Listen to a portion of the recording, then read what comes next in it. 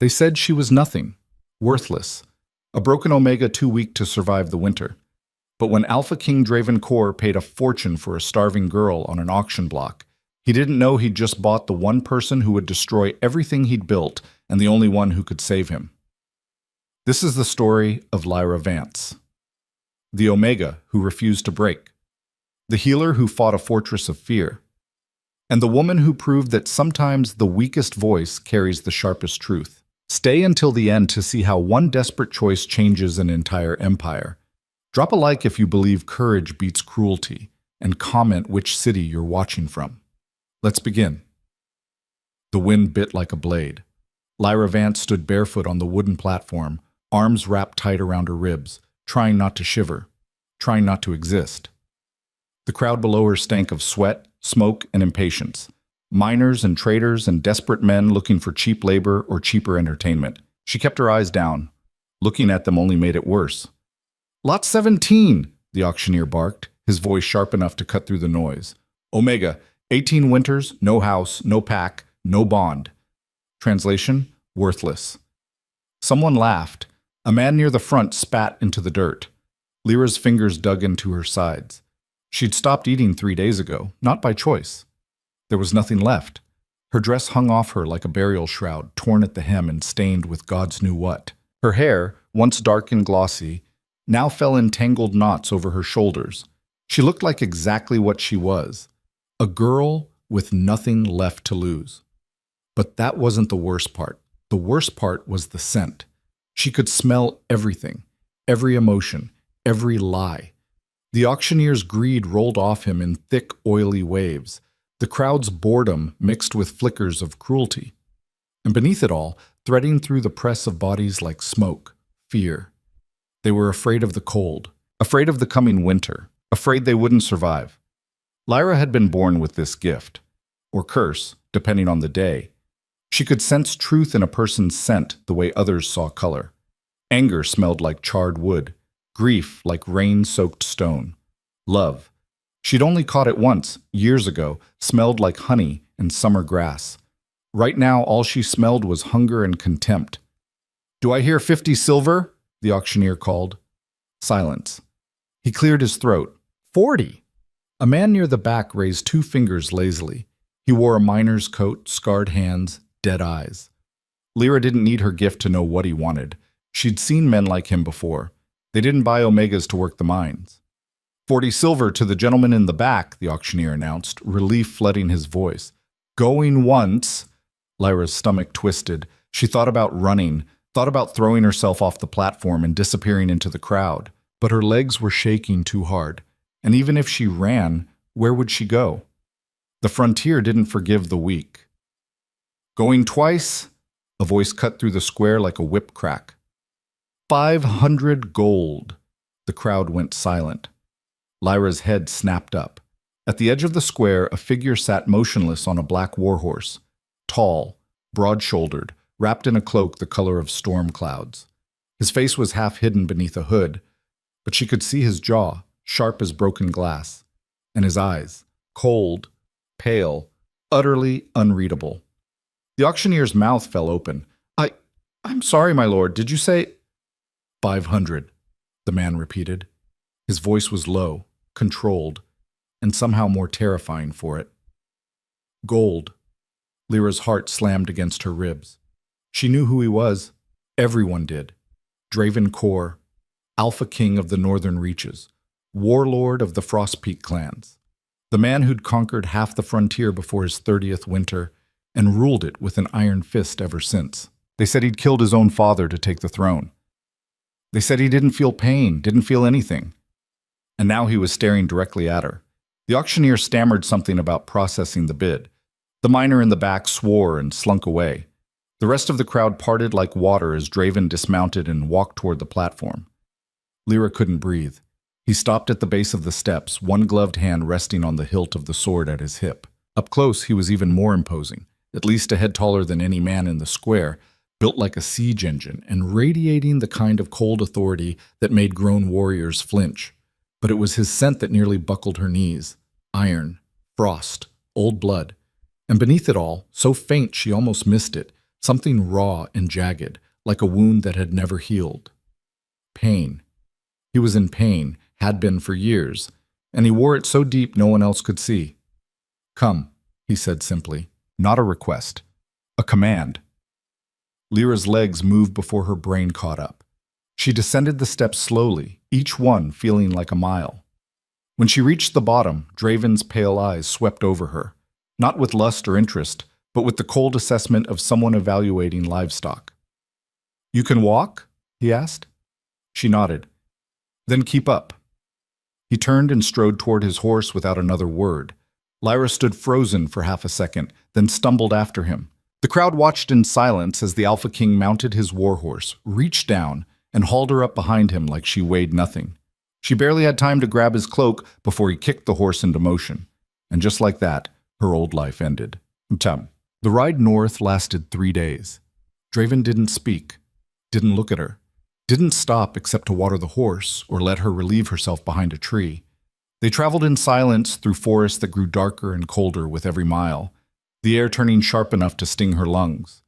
Lyra clung to his back and tried not to think, tried not to wonder why a man who could have anyone, anything, had paid a fortune for a starving Omega with no name and no value. On the second night, they camped beneath a stand of pines. Draven built a fire with brutal efficiency, then tossed her a blanket and a strip of dried meat without a word. Lyra ate slowly, her stomach cramping around the unfamiliar food. He sat on the opposite side of the fire, sharpening his blade, his face unreadable in the flickering light. "Why did you buy me?" she asked finally. He didn't look up. "Because I could." That's not an answer. His hand stilled on the whetstone. For a moment, she thought he might actually respond. Then he stood, sheathed his blade, and walked into the trees without another word. Lyra pulled the blanket tighter and stared into the fire. She could still smell him, even from 20 feet away, that strange mix of frost and iron and buried pain. It should have terrified her. Instead, it made her curious. And curiosity, she was learning, was dangerous. They reached Frost Peak Fortress on the afternoon of the 3rd day. Lyra had heard stories about the place, whispered around campfires and trading posts.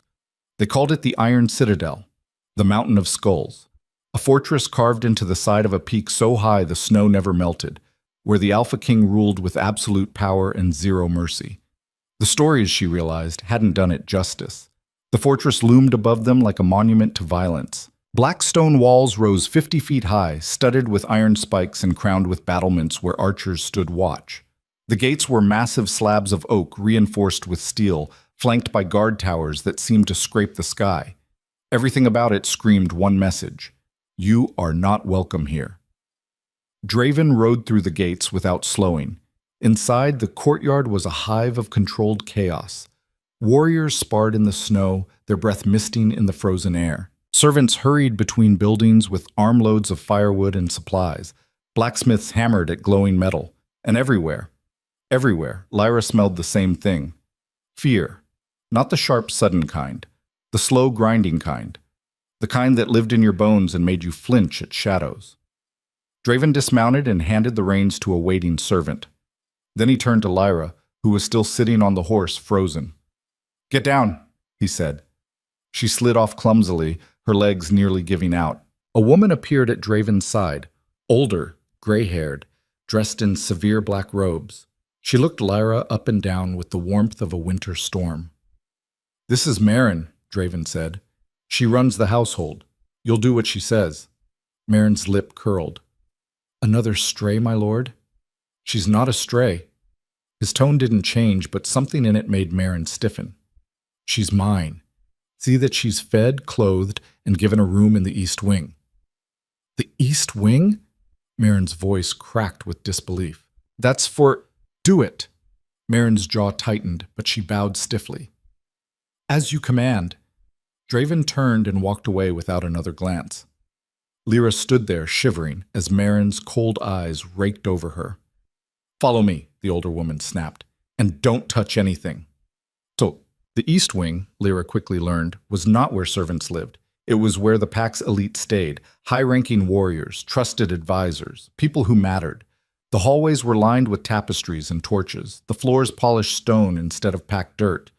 Marin led her to a small but clean room with an actual bed, a wash basin, and a narrow window overlooking the mountains. "You'll find clothes in the chest," Marin said curtly. "Wash yourself. You smell like the market."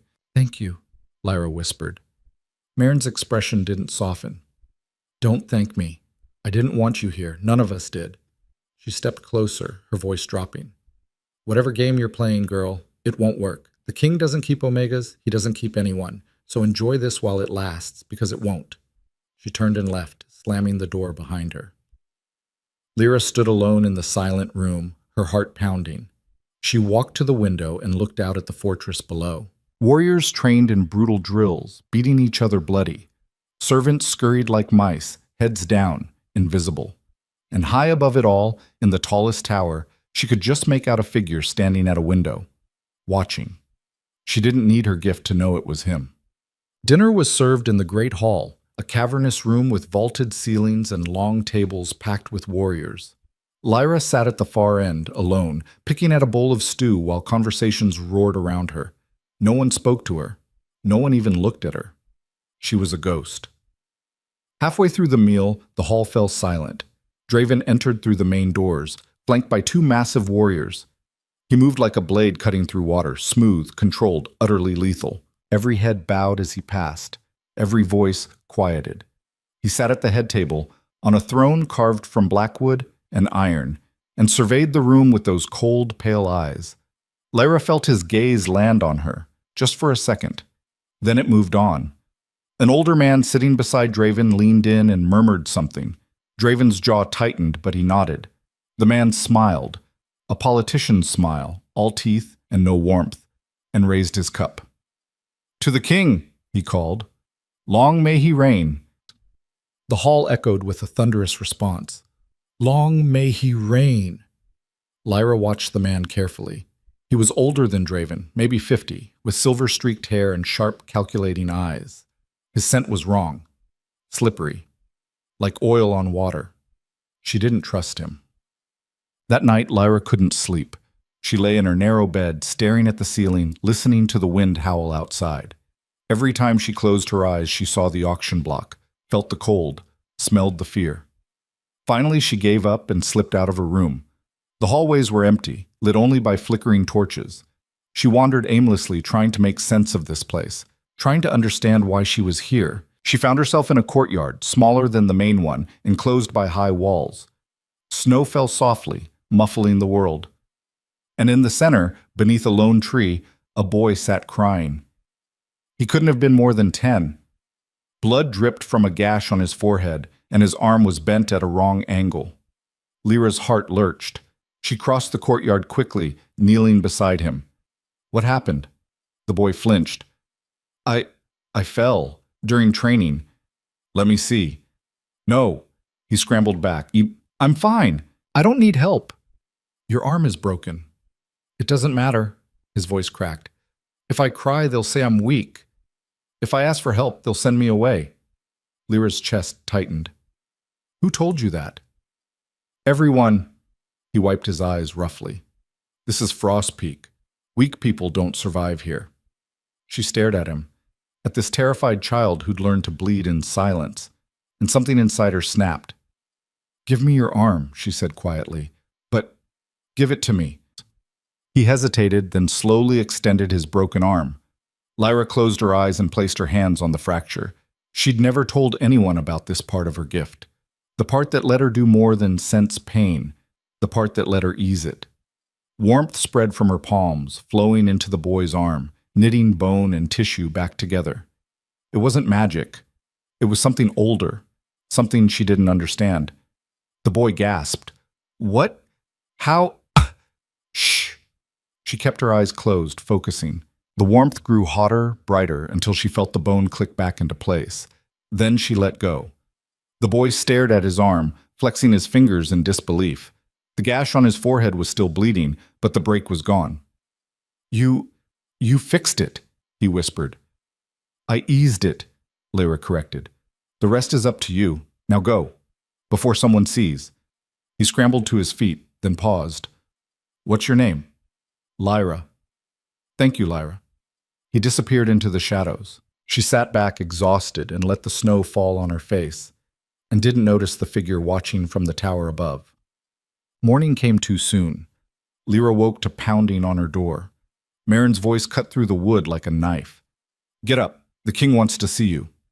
Her stomach dropped. She dressed quickly and followed Marin through the winding hallways to a room she hadn't seen before. Draven's private study. It was sparse, brutal. A desk covered in maps and reports, weapons mounted on the walls, a fire crackling in the hearth. And in the center of it all, Draven stood with his back to her, staring into the flames. "Leave us," he said. Marin hesitated, then bowed and left. The door closed. Lyra's pulse hammered in her ears. "You healed the boy," Draven said. Not a question. "Yes. I didn't give you permission to use your abilities. You didn't tell me I couldn't." He turned. His eyes were colder than she'd ever seen them. "This fortress operates on one principle: strength. You undermine that. You undermine everything." He was a child. He was weak. He was hurt. And now he'll be weaker for it. Draven's voice didn't rise, but the fury in it was unmistakable. "You think you did him a kindness. You didn't. You taught him to rely on someone else, to expect mercy. And mercy gets people killed here." Lyra's hands clenched into fists. "So what, you'd rather he suffer?" "I'd rather he learn." "Learn what? That pain is the only truth? That asking for help makes you worthless?" She took a step forward, anger overriding fear. "That's not strength. That's cruelty." Something flickered in his eyes. Just for a second. Then it was gone. "You don't understand this world," he said quietly. "You don't understand what it takes to survive here." "Then teach me." He stared at her. "What?" "You brought me here for a reason. So teach me. Show me why fear is better than trust. Why breaking people makes them stronger." She lifted her chin. "Or admit that you're just as trapped as everyone else." The silence stretched between them like a drawn blade. Then Draven turned back to the fire. "Get out," he said. Lyra didn't move. "No, get out. Not until you tell me why you bought me." He spun, crossing the room in 2 strides, and suddenly he was inches from her face. His scent, iron, frost, pain, crashed over her like a wave. Up close, she could see the scars on his jaw, the exhaustion in his eyes. "Because I'm tired," he said, his voice barely above a whisper. "I'm tired of watching people break, tired of being the one who breaks them. And when I saw you on that platform, starving and scared and still breathing," he stopped. "I thought maybe you'd be different." Lyra's breath caught. "I'm not different," she said softly. "I'm just stubborn." For the first time since she'd met him, Draven almost smiled. "Almost." "Then I made a mistake," he said. He turned and walked out, leaving her alone in the study. Lyra stood there, shaking, her heart pounding, and realized she'd just started a war she couldn't win. But she was going to fight it anyway. The next morning, Lyra woke to find a guard stationed outside her door. He didn't speak, didn't acknowledge her when she stepped into the hallway. Just fell into step 3 paces behind, his hand resting on the pommel of his sword. She tried to ignore him as she made her way to the kitchens, but his presence was a weight on her shoulders, a constant reminder that she was being watched. The kitchen staff barely glanced at her when she entered. They moved around her like she was a piece of furniture, their conversations dying the moment she came close. She grabbed a piece of bread and some cheese, then retreated to a corner table. Alone. Always alone. She was chewing mechanically when a girl, maybe 16 with nervous eyes and calloused hands, approached carrying a tray of dirty dishes. "You're the Omega the king bought," the girl said. Not a question. Lyra nodded. The girl hesitated. "My brother, he's the one you helped, last night, in the courtyard." Lyra's stomach tightened.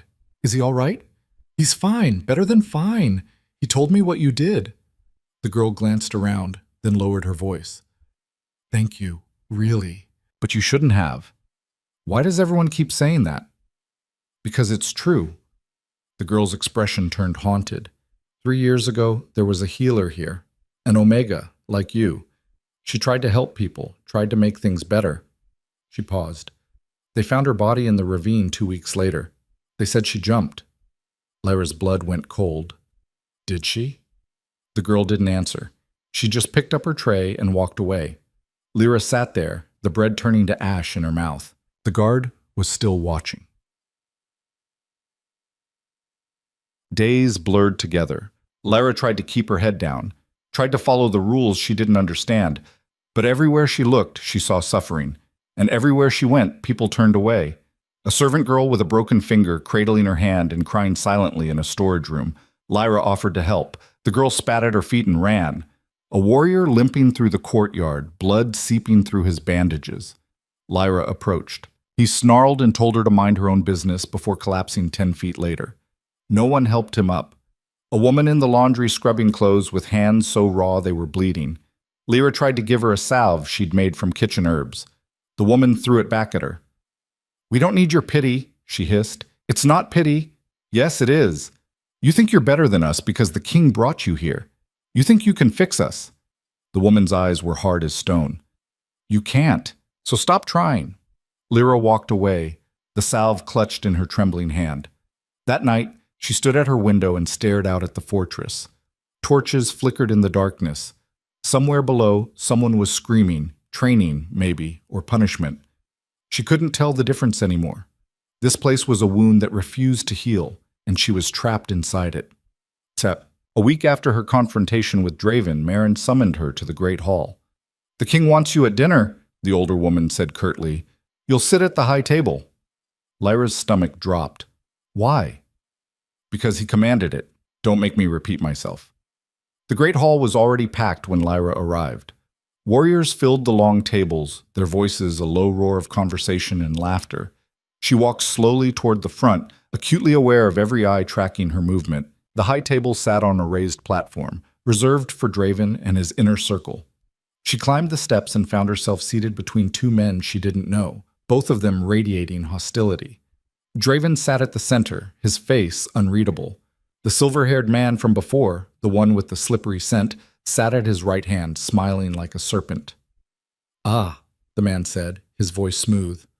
"The king's newest acquisition. How delightful." Lyra said nothing. "Forgive me, I don't believe we've been introduced." He extended a hand. "I'm Varric, the king's uncle and chief advisor." She didn't take his hand. "Lyra." Varric's smile didn't falter, but something cold flickered in his eyes. "Charming." Draven's voice cut through the conversation like a blade. "Eat." Servants appeared with trays of food, roasted meat, bread, stewed vegetables. Lyra picked at her plate while the men around her talked strategy and supplies. She caught fragments of conversation. Border raids, grain shortages, a clan to the east refusing to pay tribute.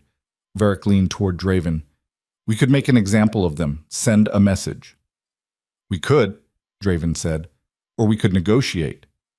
"Negotiate?" Varric's tone sharpened. "Since when do you negotiate with defiance?" "Since slaughtering potential allies became bad strategy." The table went quiet. Varric studied Draven for a long moment, then smiled again. "Of course, my lord. Your wisdom, as always." But his scent spiked, anger, bitter, and sharp. Lyra looked down at her plate, her pulse racing. This man was dangerous, more dangerous than Draven, because Draven's cruelty was honest. Varric's was hidden behind politeness and pretty words.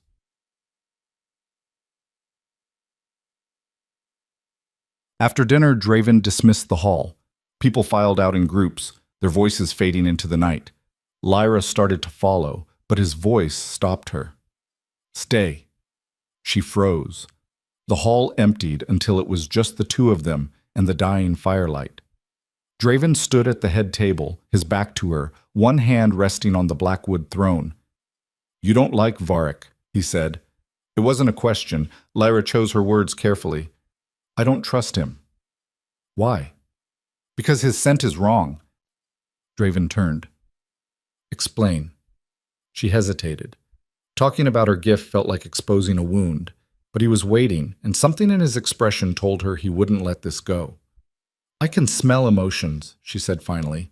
"Not just surface ones, deep ones. The things people try to hide." She met his eyes. Your uncle smells like ambition and resentment, like he's waiting for something. Waiting for what? I don't know. But whatever it is, it's not good for you. Draven was silent for a long moment. Then he walked down from the platform, closing the distance between them until he was standing just a few feet away.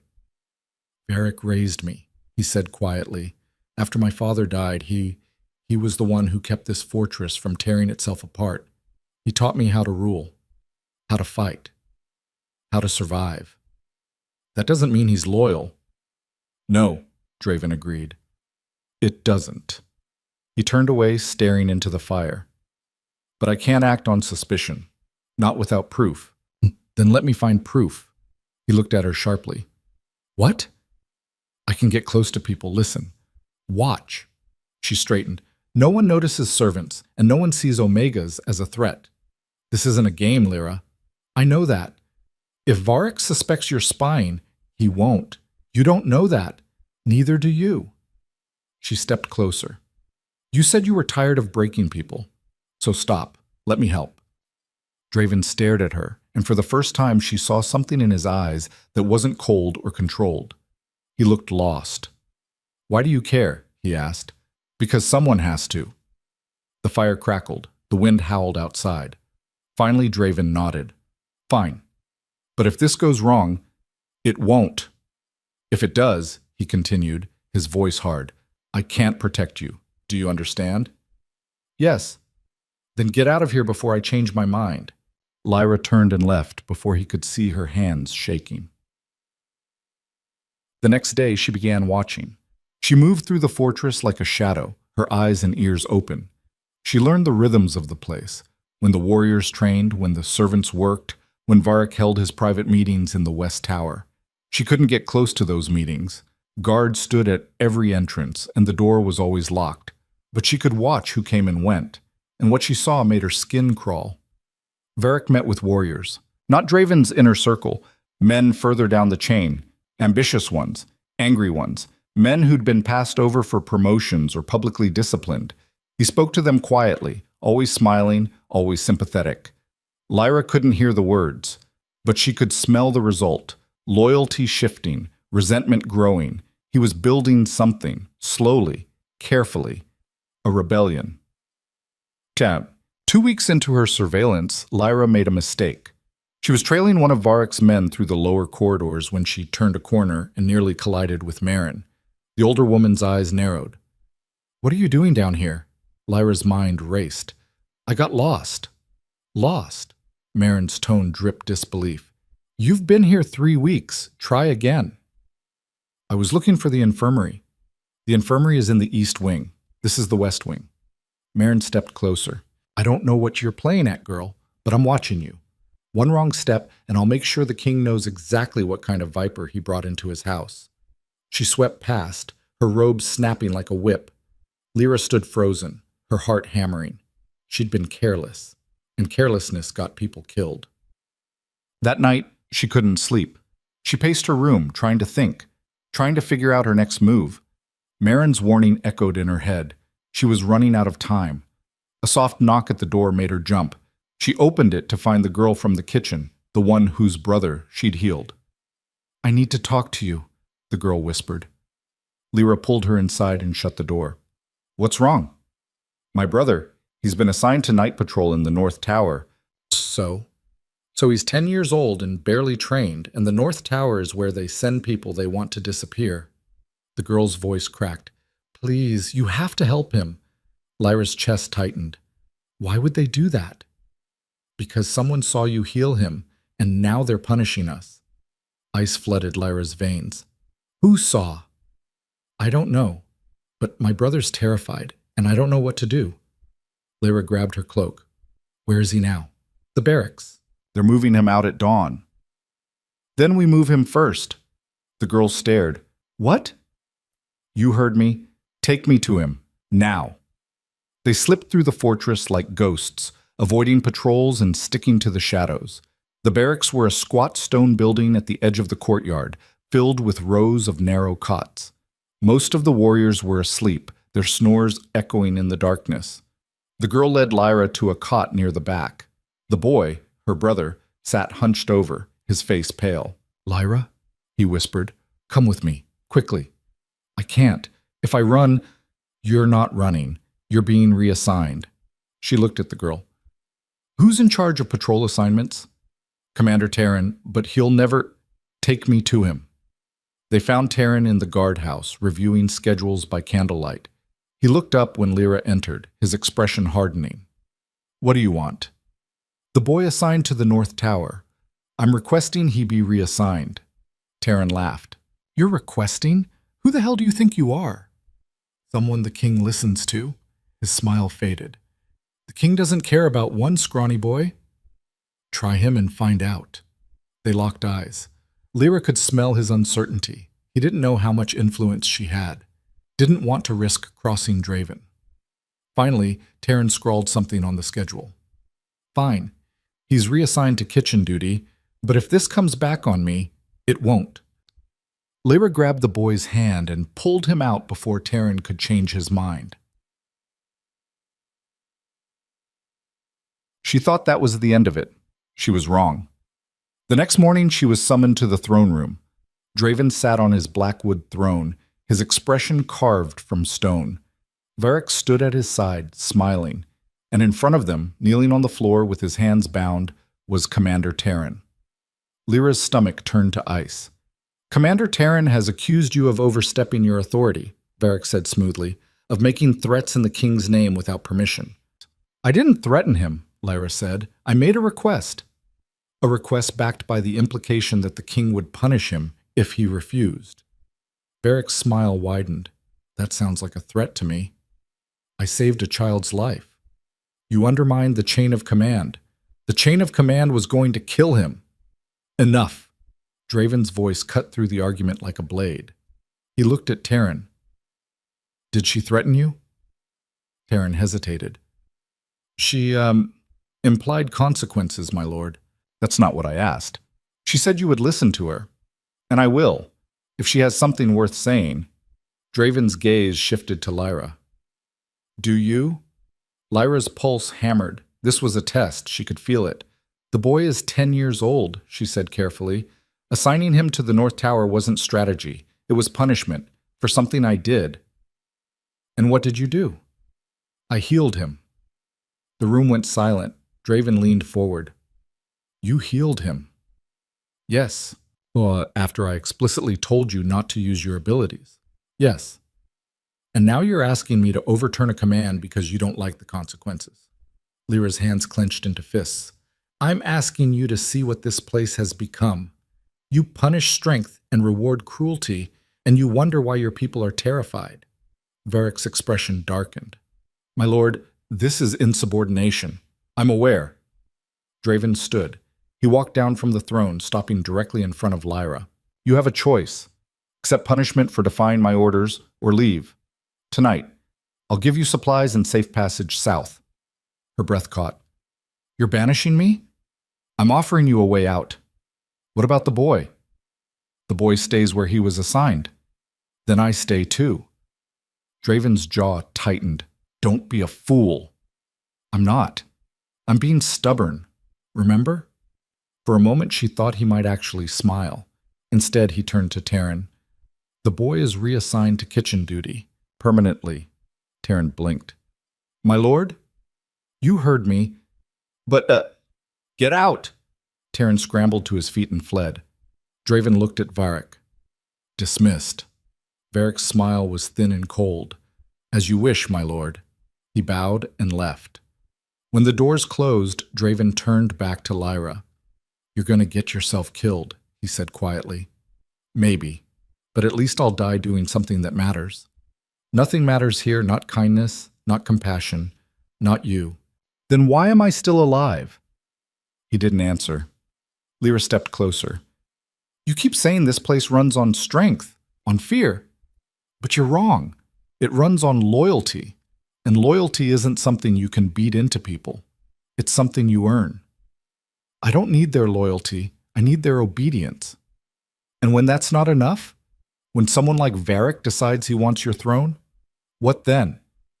Draven's expression went dangerously still. "What are you talking about?" I've been watching him. He's meeting with warriors, building alliances, planting seeds. She held his gaze. He's planning something. You have proof? Not yet, but I will. Draven stared at her for a long, tense moment. Then he did something she didn't expect. He believed her. Keep watching, he said, and be careful. 3 days later, Lyra found the proof. She'd been following one of Varek's men, a warrior named Kael, scarred and bitter and passed over for promotion twice. She trailed him to the stables, then to the armory, then finally to a storage room in the lower levels. She pressed herself against the wall and listened. Enough men to take the throne room, Kael was saying. But we need the king distracted. Varek's voice smooth and cold. Leave that to me. When the time comes, Draven will be too busy dealing with a border raid to notice what's happening inside his own walls. And after? After we restore order, I take the throne. You and the others get what you were promised. Power?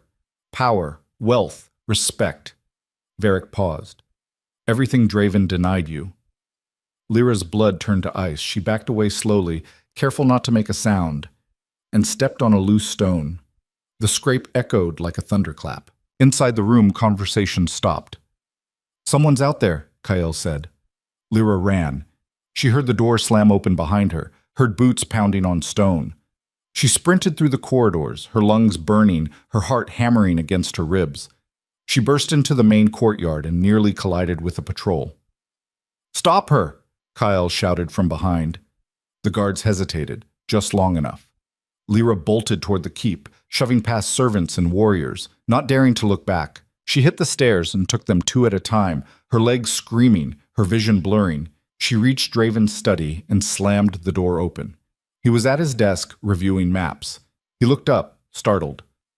Lyra? They're planning a coup, she gasped. Varek, Kael, others. I heard them. They're going to fake a border raid and take the throne room while you're distracted. Draven was on his feet in an instant. When? I don't know. Soon. The door burst open. Kael stood in the doorway, flanked by 2 guards. His hand was on his sword. She's lying, he said. She's been spying on loyal men, spreading lies about Lord Varek. I heard you, Lyra interrupted. In the storage room, you and Varek planning the coup. Kael's expression twisted. You little... Draven's voice cut through the room like a whip. Enough. Kael froze. Draven walked around his desk, his eyes cold as winter. If she's lying, prove it. Tell me what you were doing in the storage room. Kael stammered. Inventory, checking supplies. At midnight? With Varek? He wanted a report. Then you won't mind if I ask him the same question. Kael's face went pale. Draven drew his sword. My lord, please, on your knees. Kael dropped. Draven looked at the guards. Take him to the cells and bring me Varek. The guards hesitated. One of them, Lyra recognized him from Varek's meetings, stepped forward. With respect, my lord, we serve Lord Varek. Draven's expression didn't change. Then you die with him. The guard drew his blade, and the room exploded into violence. Draven moved like lightning, faster than Lyra thought possible. He blocked the guard's strike, twisted, and drove his blade through the man's throat in one brutal motion. The second guard lunged. Draven sidestepped, grabbed the man's wrist, and snapped it with a sickening crack before running him through. Both men dropped. Kael tried to run. Draven caught him by the collar and slammed him against the wall. How many? I don't... Draven's blade pressed against his throat. How many men did Varek turn? 20? Maybe 30? Where are they? Scattered, waiting for the signal. What signal? Kael's eyes darted to the window. The beacon. When it lights, they move. Draven followed his gaze. In the distance, on the highest tower, a fire was already burning. No, Draven breathed. He dropped Kael and ran. Lyra followed, her heart in her throat. They burst into the courtyard just as chaos erupted. Warriors poured from the barracks, swords drawn, screaming Varek's name. Loyal guards tried to form a defensive line, but they were outnumbered and caught off guard. Steel clashed against steel. Blood sprayed across the snow. Draven roared orders, rallying his men, but Lyra could see the truth. They were losing. She scanned the courtyard, searching for Varric, and found him standing on the steps of the Great Hall, watching the carnage with a smile. Their eyes met. He raised a hand, and the world went white. An explosion rocked the fortress. The main gate blew inward in a shower of splinters and stone. Men screamed. Buildings collapsed. Lyra hit the ground hard, her ears ringing. When she looked up, she saw Varric walking toward Draven through the smoke and fire, a poisoned blade gleaming in his hand. "I tried to do this quietly," Varric called, "but you never did know when to step aside." Draven's sword was out. "You're a traitor." "I'm a survivor, something you'll never be." He lunged. Draven blocked, but barely. Varric was faster than he looked, and the poison on his blade made every strike lethal. Lyra scrambled to her feet, searching for a weapon, for anything, and saw the boy from the kitchen, terrified, trapped between two of Varric's men. She didn't think, she just ran. She slammed into the first man hard enough to knock him off balance, grabbed a fallen sword, and swung wildly at the second. He blocked easily, laughing, then stopped when her blade bit into his arm. "Omega bitch," he snarled. He raised his sword. Lyra closed her eyes. A roar split the air. Draven appeared out of nowhere, slamming into the man with the force of a landslide. They went down in a tangle of limbs and steel. Lyra grabbed the boy and pulled him toward the keep. Behind her, Draven fought like a demon, brutal, efficient, unstoppable. But Varric's men kept coming, and in the chaos, Lyra saw Varric circling closer, the poisoned blade raised. "Draven!" she screamed. He turned. Too late. Varric's blade flashed toward his chest. Lyra moved without thinking. She threw herself between them. The blade punched through her shoulder, cold and sharp, and burning all at once. She gasped. Draven caught her as she fell. The last thing she saw before the darkness took her was his face, twisted with something she'd never seen before. Fear. Word count, 4,240 words. She woke in fire. No, not fire. Pain. Her shoulder burned like someone had shoved molten iron through the muscle. She tried to move and couldn't, tried to speak and managed only a rasping sound. Voices swirled around her, muffled and distant. Too much blood. The poison spreading. She won't make it through the night. A hand gripped hers. Warm, strong. "Stay with me." Draven's voice, rough and desperate. "Do you hear me? Stay." She wanted to answer, wanted to tell him she was trying, but the darkness pulled her under again. Time became meaningless. She drifted in and out of consciousness, caught between fever dreams and moments of agonizing clarity. Sometimes she heard voices, Marin's sharp commands, the healer's worried muttering. Sometimes she felt Draven's presence beside her, a wall of heat and fury. Once, she opened her eyes to find him sitting in a chair next to the bed, his head in his hands. He looked wrecked, exhausted, lost. "You're an idiot," he said without looking up. "You know that?" She tried to laugh. It came out as a cough. He lifted his head and the expression on his face stopped her breath. Raw, unguarded, terrified. "Why did you do it?" he asked. "Someone had to." "That's not an answer. It's the only one I have." He leaned forward, his pale eyes burning. "If you die, I will burn this entire fortress to the ground. Do you understand me?" Dramatic. "I'm serious." "I know." She swallowed, her throat dry. "That's what scares me." He stared at her for a long moment. Then he stood and walked out. 3 days later, the fever broke. Lyra woke clear-headed for the first time since the battle. Her shoulder still hurt like hell, but the burning had faded to a dull throb. She sat up slowly, testing her body. Marin appeared in the doorway, carrying a tray. "You're awake." Apparently. The older woman set the tray down, broth, bread, water, and studied her with an expression Lyra couldn't read.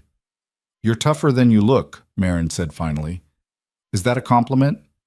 "Don't push it." But something in her tone had softened. "The king wants to see you, when you're strong enough." "I'm strong enough now," Marin snorted. "You can barely sit up." "Then help me." Against her better judgment, Marin did. "No, Draven was in the throne room, standing at the window with his back to the door. The room was empty except for the two of them. Outside, workers were repairing the damage from the coup: shattered gates, burned buildings, blood-stained snow. "How many?" Lyra asked quietly. 17 dead, 23 wounded. His voice was flat. Varric's men scattered when he fell. Most are in the cells awaiting trial. A few escaped south. And Varric? Dead. I killed him myself. Lyra crossed the room slowly, her shoulder protesting every step.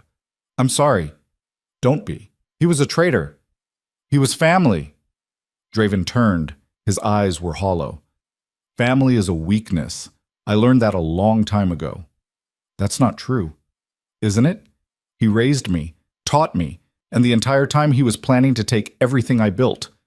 His jaw tightened. "You were right. I didn't see it. Didn't want to see it. You see it now. Because you showed me." He stepped closer. "You threw yourself in front of a poisoned blade for me. Why?" Lyra met his gaze. "Because you're not what this place thinks you are." "And what do you think I am?" "Someone who's tired of being alone." The words hung between them. Draven looked away. "You almost died." "But I didn't." "You could have." "So could you." She reached out, hesitated, then placed her hand on his arm. "We're both still here. That's what matters." He stared at her hand like it was a foreign object. Then slowly, he covered it with his own. "I don't know how to do this," he said quietly. "Do what?" "Trust someone. Let them close." He paused. "I've spent my entire life building walls. You're asking me to tear them down. I'm not asking for anything. I'm just here." Draven's grip tightened. "I can't promise I won't hurt you." "I know." "I can't promise I'll change." "I'm not asking you to." "Then what are you asking?" Lyra smiled faintly. "For you to stop pushing me away." For a long moment, neither of them moved. Then Draven pulled her closer, gently, carefully, like she might shatter, and rested his forehead against hers. "You're going to be the death of me," he murmured. "Probably." He almost laughed. Almost. The fortress changed slowly. Draven didn't announce a new policy or issue a grand decree. He just started listening. When Lyra pointed out that the healer's supplies were dangerously low, he allocated funds. When she mentioned that the servants were working 18-hour days without rest, he adjusted the schedules. Small changes. Quiet ones. But people noticed. The boy from the kitchen, whose name was Finn, became Lyra's shadow. He followed her everywhere, helping carry supplies, running errands, chattering endlessly about nothing. His sister, Kara, began bringing Lyra meals and staying to talk. The servant with the raw hands accepted the salve. The injured warrior let her check his bandages. Slowly, painfully, trust began to grow. But not everyone was happy. "You're making them soft," Marin said one afternoon, watching Lyra tend to a young warrior's broken nose. "They'll expect mercy now, kindness. What happens when the next attack comes and they freeze because they're waiting for someone to save them?" "They won't freeze," Lyra said. "They'll fight, but they'll fight for each other, not just because they're afraid. Fear is what keeps them alive. Fear is what's killing them." Marin's expression hardened. "You don't understand this world." "Maybe not, but I understand people." Lyra tied off the bandage and looked up. "And I know that loyalty built on fear breaks the moment someone stronger comes along. Loyalty built on respect? That lasts." Marin didn't answer, but she didn't argue either. 2 weeks after the coup, Lyra was in the courtyard helping Finn practice sword forms when a horn sounded. 3 short blasts. Raiders. The courtyard erupted into motion. Warriors grabbed weapons and rushed toward the gates. Servants scattered. Draven appeared from the keep, already armed, his face carved from stone. "How many?" he barked at the scout. 50. Maybe more, coming from the west ridge. "Formation 3, hold the gates." The warriors moved like a machine. Fast, efficient, brutal. Lyra watched them form defensive lines, archers taking positions on the walls. Draven caught her eye across the courtyard. "Get inside," he ordered. "I can help." "Inside!" She wanted to argue, but the look on his face stopped her. She grabbed Finn and pulled him toward the keep. The battle lasted 2 hours. Lyra stood at the window, watching smoke rise from the western walls, listening to the clash of steel and the screams of the dying. Her hands shook. Her shoulder throbbed. She felt useless. Finally, the horn sounded again. One long blast, victory. She ran to the courtyard. The raiders were retreating, leaving bodies in the snow. Draven's warriors stood victorious, bloodied but alive. And in the center of it all, Draven stood alone, breathing hard, covered in blood that wasn't his. He saw her, and something in his expression cracked. He crossed the courtyard in long strides, grabbed her by the shoulders, and kissed her. It wasn't gentle. It wasn't sweet. It was desperate and fierce and tasted like smoke and survival. When he pulled back, his eyes were blazing. "Don't ever do that again," he said. "Do what?" "Make me think I'm going to lose you." Lyra's breath caught. "I'm not going anywhere." "You better not." He kissed her again. And for the first time since she'd arrived at this brutal, broken fortress, Lyra felt something she hadn't felt in years. Hope. That night, as she lay in her bed with her shoulder aching and her heart still racing, she heard a knock at the door. Draven stood in the hallway, still in his battle-worn clothes, looking uncertain in a way she'd never seen. "Can I come in?" he asked. She nodded. He stepped inside and closed the door. For a moment, neither of them spoke. Then Draven crossed the room and sat on the edge of her bed. "I need to tell you something." Lyra sat up. "What?" "After my father died, Varric told me that strength was the only thing that mattered, that compassion was weakness, that if I showed mercy, I'd lose everything." He paused. "I believed him. I built this fortress on that belief. I became the kind of leader who ruled through fear because I thought it was the only way to survive. And now? Now I don't know what I believe anymore." He looked at her. "You've turned everything upside down. The things I thought were weaknesses, kindness, trust, compassion. You've made them into strengths. And He stopped, struggling for words. "I don't know how to be that person, but I want to try." Lyra reached out and took his hand. "Then we'll figure it out together." Draven's grip tightened. "I'm not good at this." "Neither am I." "You saved my life." "You saved mine first." He smiled, a real smile this time, small and fragile and beautiful. "What are we doing?" he asked. "I have no idea," Lyra admitted. "But I think it's called hope." Draven leaned forward and kissed her forehead. And in that moment, in that cold, brutal fortress where weakness was supposed to mean death, they both felt something stronger than fear. They felt alive. They felt alive, but alive didn't mean safe. The morning after the raid, Draven called a council meeting. The great hall filled with his remaining advisors, warriors who'd proven their loyalty during the coup, commanders who'd held the line against the raiders. Lyra stood at the back, watching, listening. "We're vulnerable," Draven said, his voice cutting through the murmur of conversation. "Varric's betrayal cost us men. The raid cost us supplies. And word is spreading that Frost Peak is weak." "We're not weak," one of the commanders growled. "We drove them back." "Barely, and they'll come again. Stronger, smarter." Draven's eyes swept the room.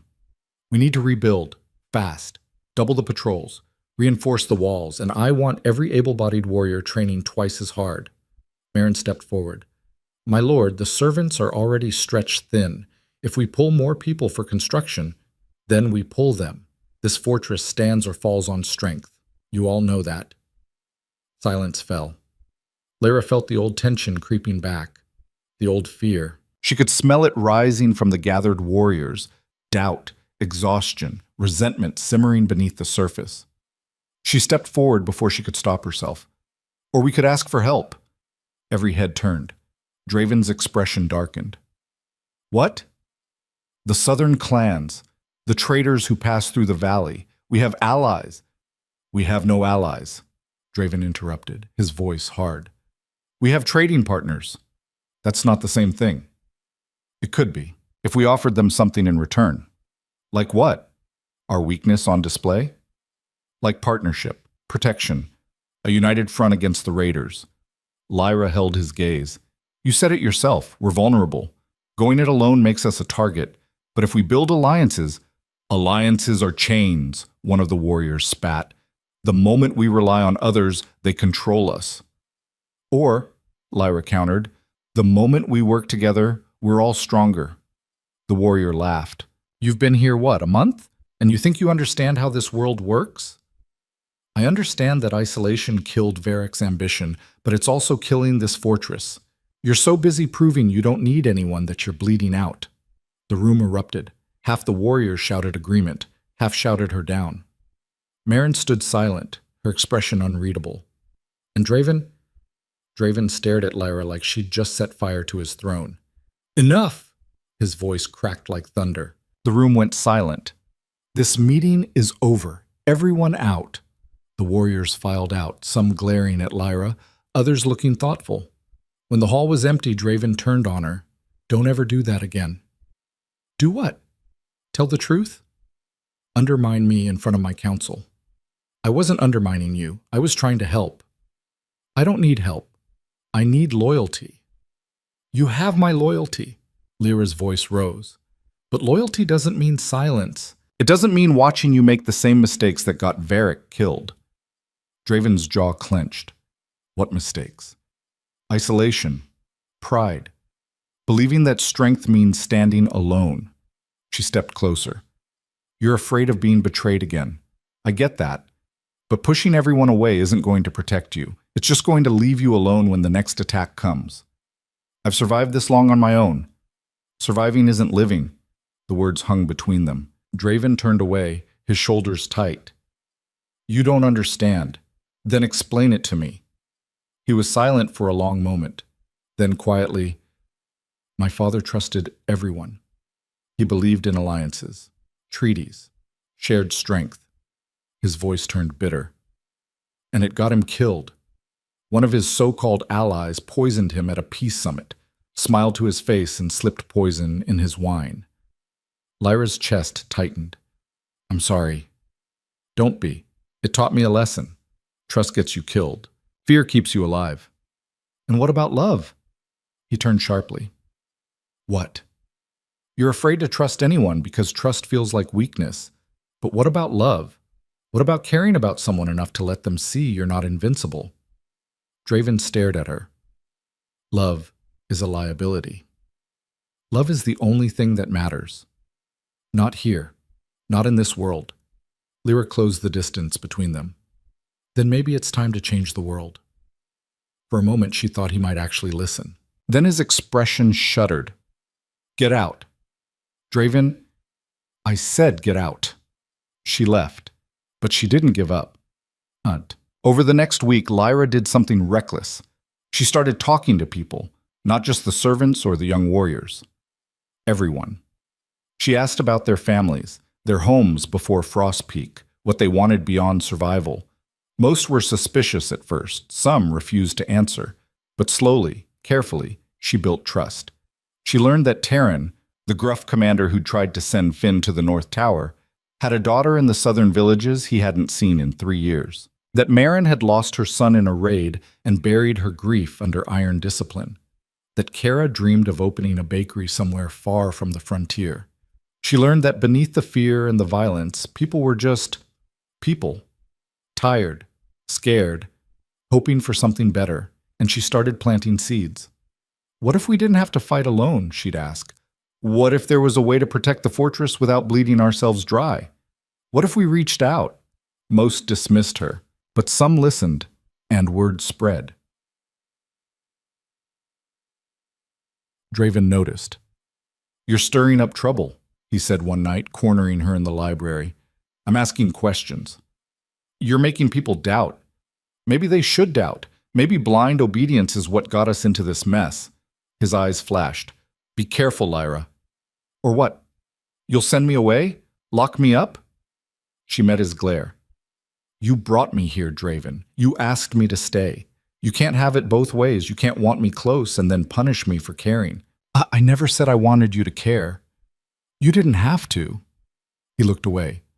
This fortress has rules for a reason, and those rules are killing it. They're keeping it alive. No, they're keeping it afraid. She stepped closer. I'm not trying to destroy what you built. I'm trying to save it. Draven's hand shot out, gripping her wrist. Not hard, just firm enough to hold her in place. Why do you care so much? Because someone has to. His grip loosened. You're going to get us both killed. Maybe, but at least we'll die trying to build something better. He released her and walked away. But she saw the conflict in his eyes and knew she was getting through. 3 days later, everything changed. A messenger arrived at dawn, half frozen and barely conscious. He'd ridden through the night from the southern border, his horse dead beneath him from exhaustion. Draven met him in the courtyard, Lyra at his side. "Speak," Draven commanded. The messenger gasped for air. The Ironclaw clan. They're marching north. 500 warriors, maybe more." The courtyard went deathly silent. "Why?" Draven's voice was ice. They say Frost Peak is weak, that you've gone soft." The messenger's eyes flicked to Lyra. "That you're distracted by an Omega." Lyra's blood ran cold. Draven's expression didn't change. "When will they arrive?" 3 days? 4 at most." "How did they know we were vulnerable?" The messenger hesitated. "There are rumors, traitors talking, stories about the coup, about you sparing traitors instead of executing them.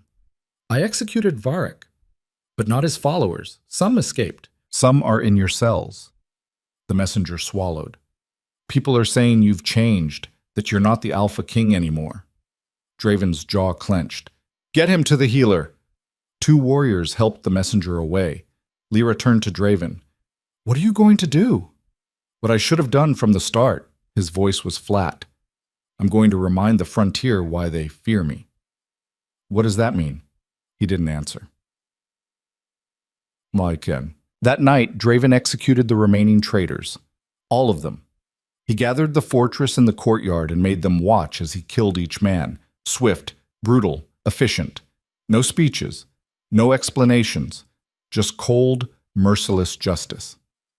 Lyra stood at the edge of the crowd, her stomach churning. When it was over, Draven addressed the gathered warriors. "Weakness invites attack, mercy invites death. Frost Peak stands because we are stronger than everyone else, and anyone who forgets that dies."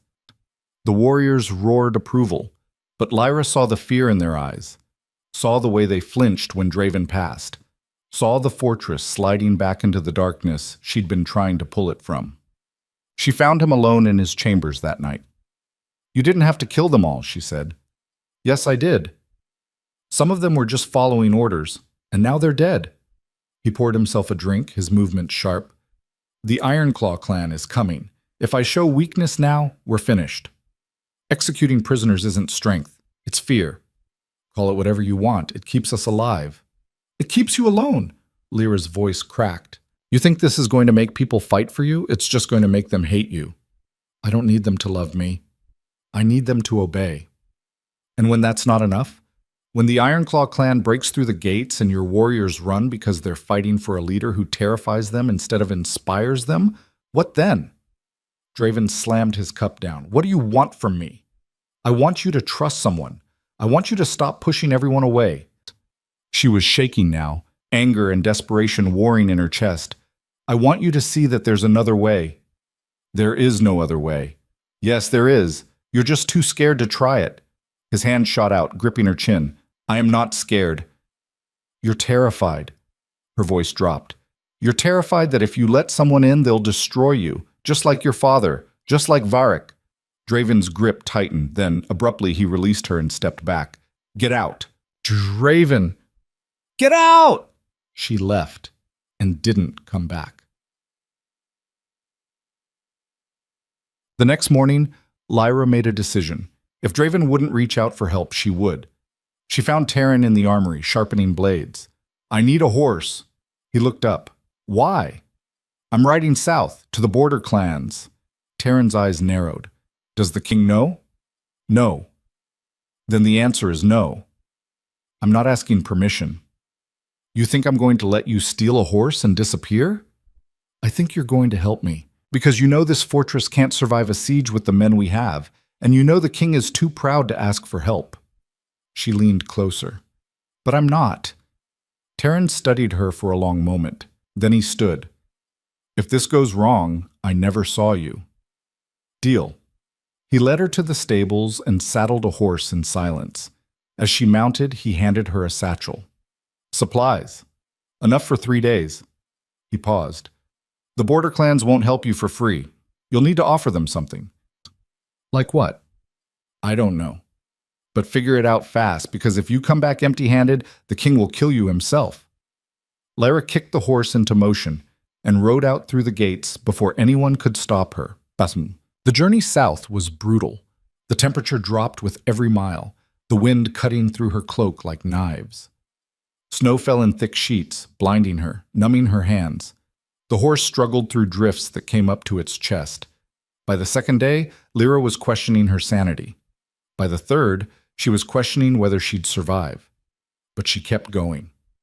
Finally, as the sun set on the third day, she saw smoke rising from a valley below.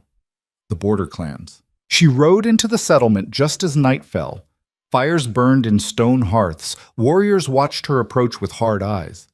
A woman stepped forward, tall, scarred, with silver braiding her dark hair. State your business, the woman said. I'm here to speak to your chief. About what? About an alliance. The woman's eyes narrowed. We don't deal with Frost Peak. You will, because the Ironclaw clan is marching north, and they won't stop at our gates. Once they take Frost Peak, they'll come for you. Silence. Then the woman gestured. Come. She led Lyra through the settlement to a large tent at its center. Inside, a man sat by a fire, older, gray-bearded, with eyes like flint. You're from Frost Peak, he said. Yes. Then you're not welcome here. Dravencor killed my brother 15 years ago. I don't forget. Lyra's heart sank. I'm sorry. Sorry doesn't bring him back. No, but helping us now might save your people. The chief leaned forward. Why would I help the man who orphaned my niece? Because I'm not asking you to help him. I'm asking you to help the people trapped in that fortress, the servants, the children, the warriors who didn't choose this fight. She paused. And because if Frost Peak falls, the Ironclaw clan won't stop. They'll sweep through every settlement on the frontier, including yours. The chief was silent. Then, what are you offering? Lyra thought fast. Trade routes, protection, and a voice at the table when decisions are made. Draven would never agree to that. He will, because I'll make him. The chief studied her. You're either very brave or very stupid. Probably both. He almost smiled. I'll send 50 warriors, no more. Thank you. Don't thank me yet. If this goes wrong, we'll be the first ones they slaughter. Lyra rode back to Frost Peak with the Border Clan warriors at her back. They arrived at dawn, just as the scouts spotted the Ironclaw clan's army on the horizon. The gates were closed when Lyra reached them. She dismounted and pounded on the wood. Open up! It's Lyra! Silence. Then Marin's voice from above. You left without permission. The king's orders are to leave you outside. Then he's an idiot, Lyra shouted. I brought reinforcements. 50 warriors from the border clans. Open the gates, or we all die out here. More silence. Then, slowly, the gates creaked open. Lyra rode through with the border warriors. The courtyard was packed. Draven's warriors forming defensive lines, archers on the walls, every able-bodied person armed and ready. And in the center, standing alone, was Draven. His eyes locked on hers, cold, furious, lethal. You disobeyed me. Yes. You left the fortress without permission. Yes. You went to the border clans, the people who hate me, and made a deal in my name. Yes. The courtyard was silent. Draven crossed the distance between them in 3 strides. For a moment, Lyra thought he might actually strike her. Instead, he grabbed her face and kissed her hard enough to bruise. When he pulled back, his eyes were blazing. Don't ever do that again. You already said that. I'm serious. So am I. She held his gaze. You were going to let us all die rather than ask for help. I couldn't let that happen. You could have been killed. But I wasn't. The Border Clan leader stepped forward. King Draven. Draven's jaw tightened. Chief Aaron, your Omega made us an offer. Trade routes, protection, a seat at the council table. Aaron's eyes were hard. Is she authorized to speak for you? Every eye in the courtyard turned to Draven. Lyra held her breath. Finally, Draven spoke. She is. The courtyard erupted in shocked murmurs. Aaron nodded slowly. Then we'll fight, but after this, we talk terms. Agreed. The Ironclaw clan reached the walls an hour later. Their war drums echoed across the valley like thunder. 500 warriors, armored and hungry for blood, spreading across the snow like a plague. Draven stood on the battlements, Lyra at his side. They outnumber us 3-1, he said quietly. Good thing we're not fighting alone anymore. He looked at her. If we survive this, when we survive this. When we survive this, he corrected, we're going to have a very long conversation about you risking your life without asking me first. Looking forward to it. The Ironclaw chieftain stepped forward, a mountain of a man with a voice like grinding stone. Draven Core, your fortress is surrounded. Surrender and I'll make your death quick. Draven's response was to draw his sword. The chieftain laughed. So be it. Attack! The army surged forward, and the battle began. It was chaos. The Ironclaw warriors hit the gates like a battering ram. Arrows rained from the walls. Draven's warriors fought like demons, every man and woman refusing to give an inch. But the enemy kept coming.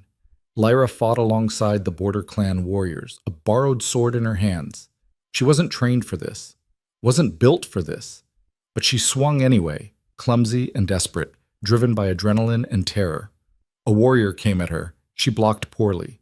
He knocked her to the ground. Finn appeared out of nowhere, driving a dagger into the man's side.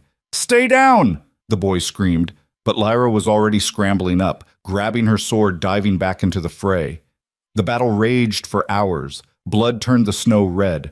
Bodies piled at the gates. The walls cracked under the assault. And then, just when Lyra thought they couldn't hold, a horn sounded from the west. Every head turned. Over the ridge, a new force appeared. More border clans. Hundreds of them. Chief Aaron's reinforcements. Draven's eyes widened. Lyra felt tears on her frozen cheeks. The reinforcements slammed into the Ironclaw army's flank. Caught between two forces, the enemy broke. The chieftain roared orders, trying to rally his men. Draven leapt from the wall and charged. They met in the center of the battlefield. 2 alphas, 2 kings, fighting for dominance. The duel was brutal, fast, vicious. The chieftain was stronger, but Draven was faster. And when the chieftain overextended, Draven drove his blade through the man's throat.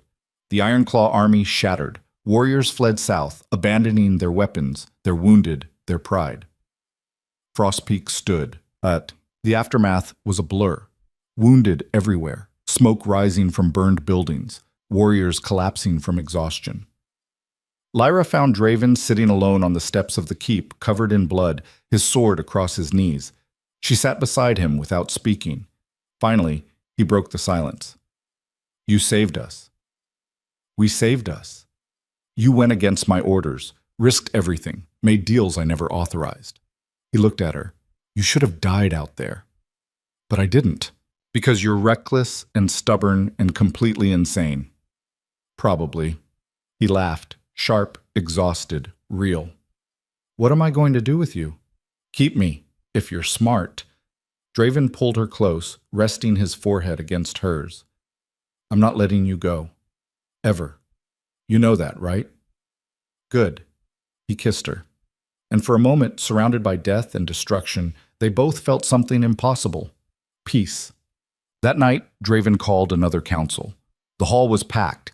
His warriors, the Border Clan leaders, Marin, Terran, everyone who'd fought. We won today, Draven said, his voice carrying through the room. But barely. And we only survived because we had help. He looked at Chief Aaron. You came when we needed you, even though I gave you every reason to let us die.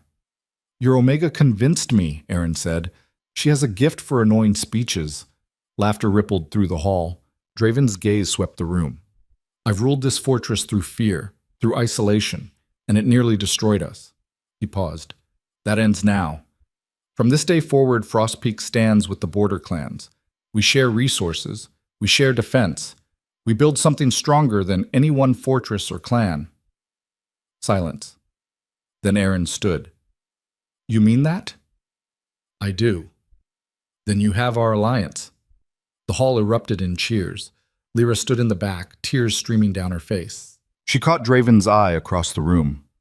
He smiled, and she knew this was just the beginning. But that night, as Lyra slept, something changed. She woke to Draven's weight pressing down on her, his forehead against hers, his breathing ragged. Draven? I need you to know something, he said, his voice barely audible. Before it's too late. Fear spiked through her. What are you talking about? The poison. From Varek's blade. When you took that strike meant for me, his hand gripped hers. It didn't leave your system. The healer found traces in your blood this morning. Lyra's world tilted. What?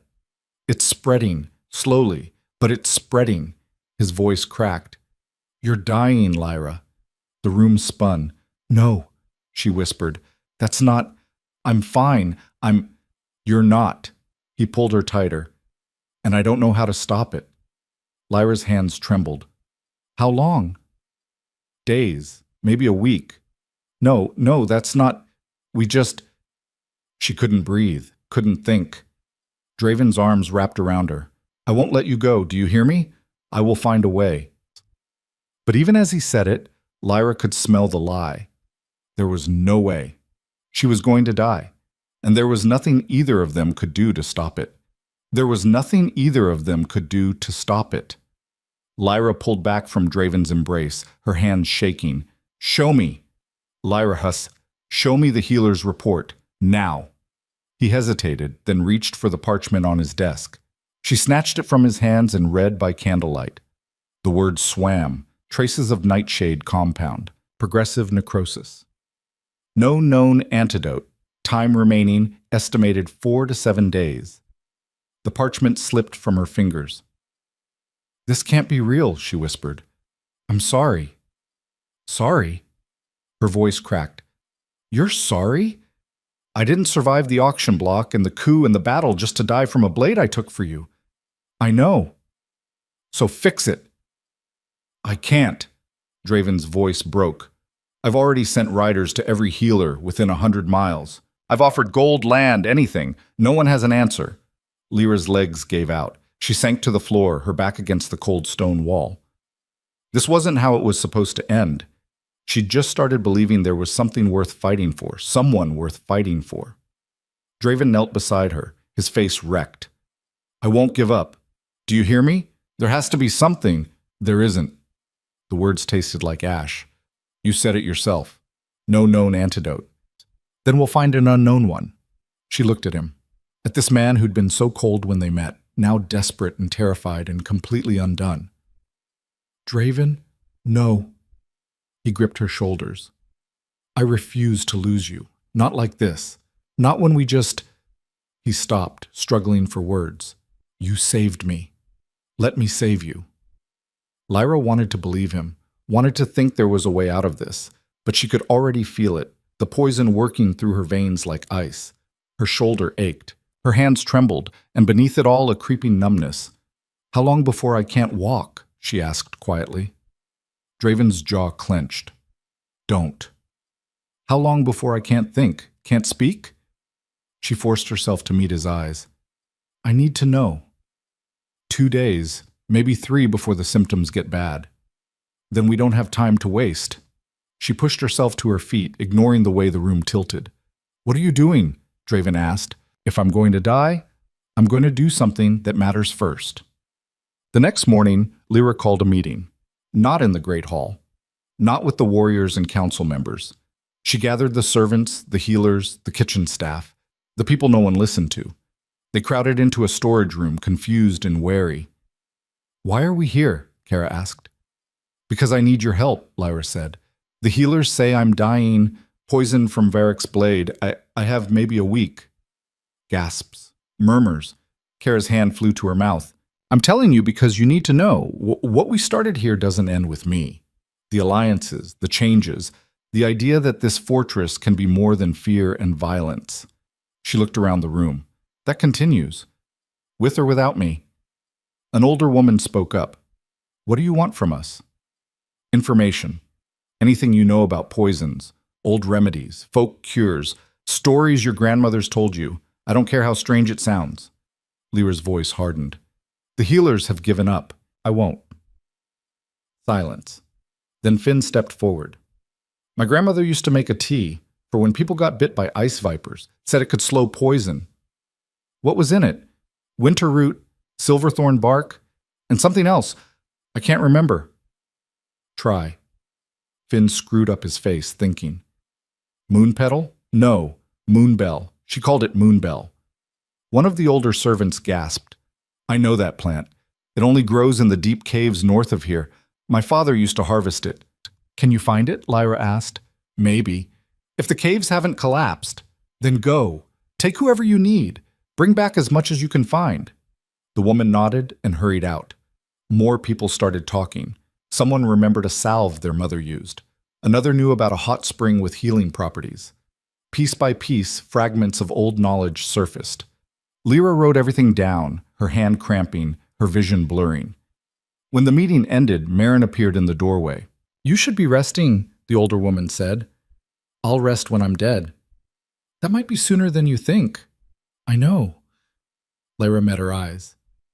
That's why I can't stop. Marin was silent for a moment. Then she stepped into the room and closed the door. There's something I didn't tell the king. Lyra's pulse quickened. What? 30 years ago, before Draven was born, there was an Omega here. She had abilities like yours. Healing, sensing. Marin's voice dropped. She saved the old king's life after he was poisoned. No one knew how she did it. What happened to her? She died doing it. Burned herself out from the inside. Marin's expression was hard. But the king lived. Lyra's breath caught. You think I could do the same thing? I think you're desperate enough to try, and stupid enough to succeed. Tell me how. I don't know the details, but I know it required a bond, a connection deeper than blood. Marin paused. The Omega and the king were mates, true mates, the kind that only happens once in 100 years. Lyra's mind raced. Draven and I, we're not, aren't you? Marin's gaze was sharp. I've watched the way he looks at you, the way you fight for him even when he pushes you away. That's not just attraction. That's something older, stronger. Even if that's true, I don't know how to use it. Then figure it out, because if you don't, you're dead. And this fortress goes back to the hell it was before you arrived. Marin turned and left. Lyra stood alone, her thoughts spinning. A bond. A connection. She thought about the way Draven's scent had called to her from the first moment, the way his pain had resonated in her chest, the way touching him felt like coming home. Maybe Marin was right. Maybe there was a way, but it would cost everything. Betited. That night, Lyra barely slept. The poison was advancing faster now. Her shoulder burned. Fever spiked through her body. She could feel her strength draining like water through cupped hands. Draven stayed with her, pacing the room like a caged wolf. The riders are back, he said. No one has answers. The healers in the south say the poison is too rare, too old. What about the caves? Did they find the moonbell? Not yet. The entrance collapsed years ago. They're trying to dig through. Lyra closed her eyes. Time was running out. There might be another way, she said quietly. What way? She told him what Marin had said, about the Omega and the old king, about the bond. Draven went very still. That's insane. It's the only option left. You don't even know if it's possible. Neither do you. Lyra, listen to me. He knelt beside the bed, gripping her hand. That Omega died, burned out. If you try this, I'm already dying. At least this way I'm choosing how. I can't lose you. You already are. She squeezed his hand. Let me do this. Let me try. Draven's face twisted. How?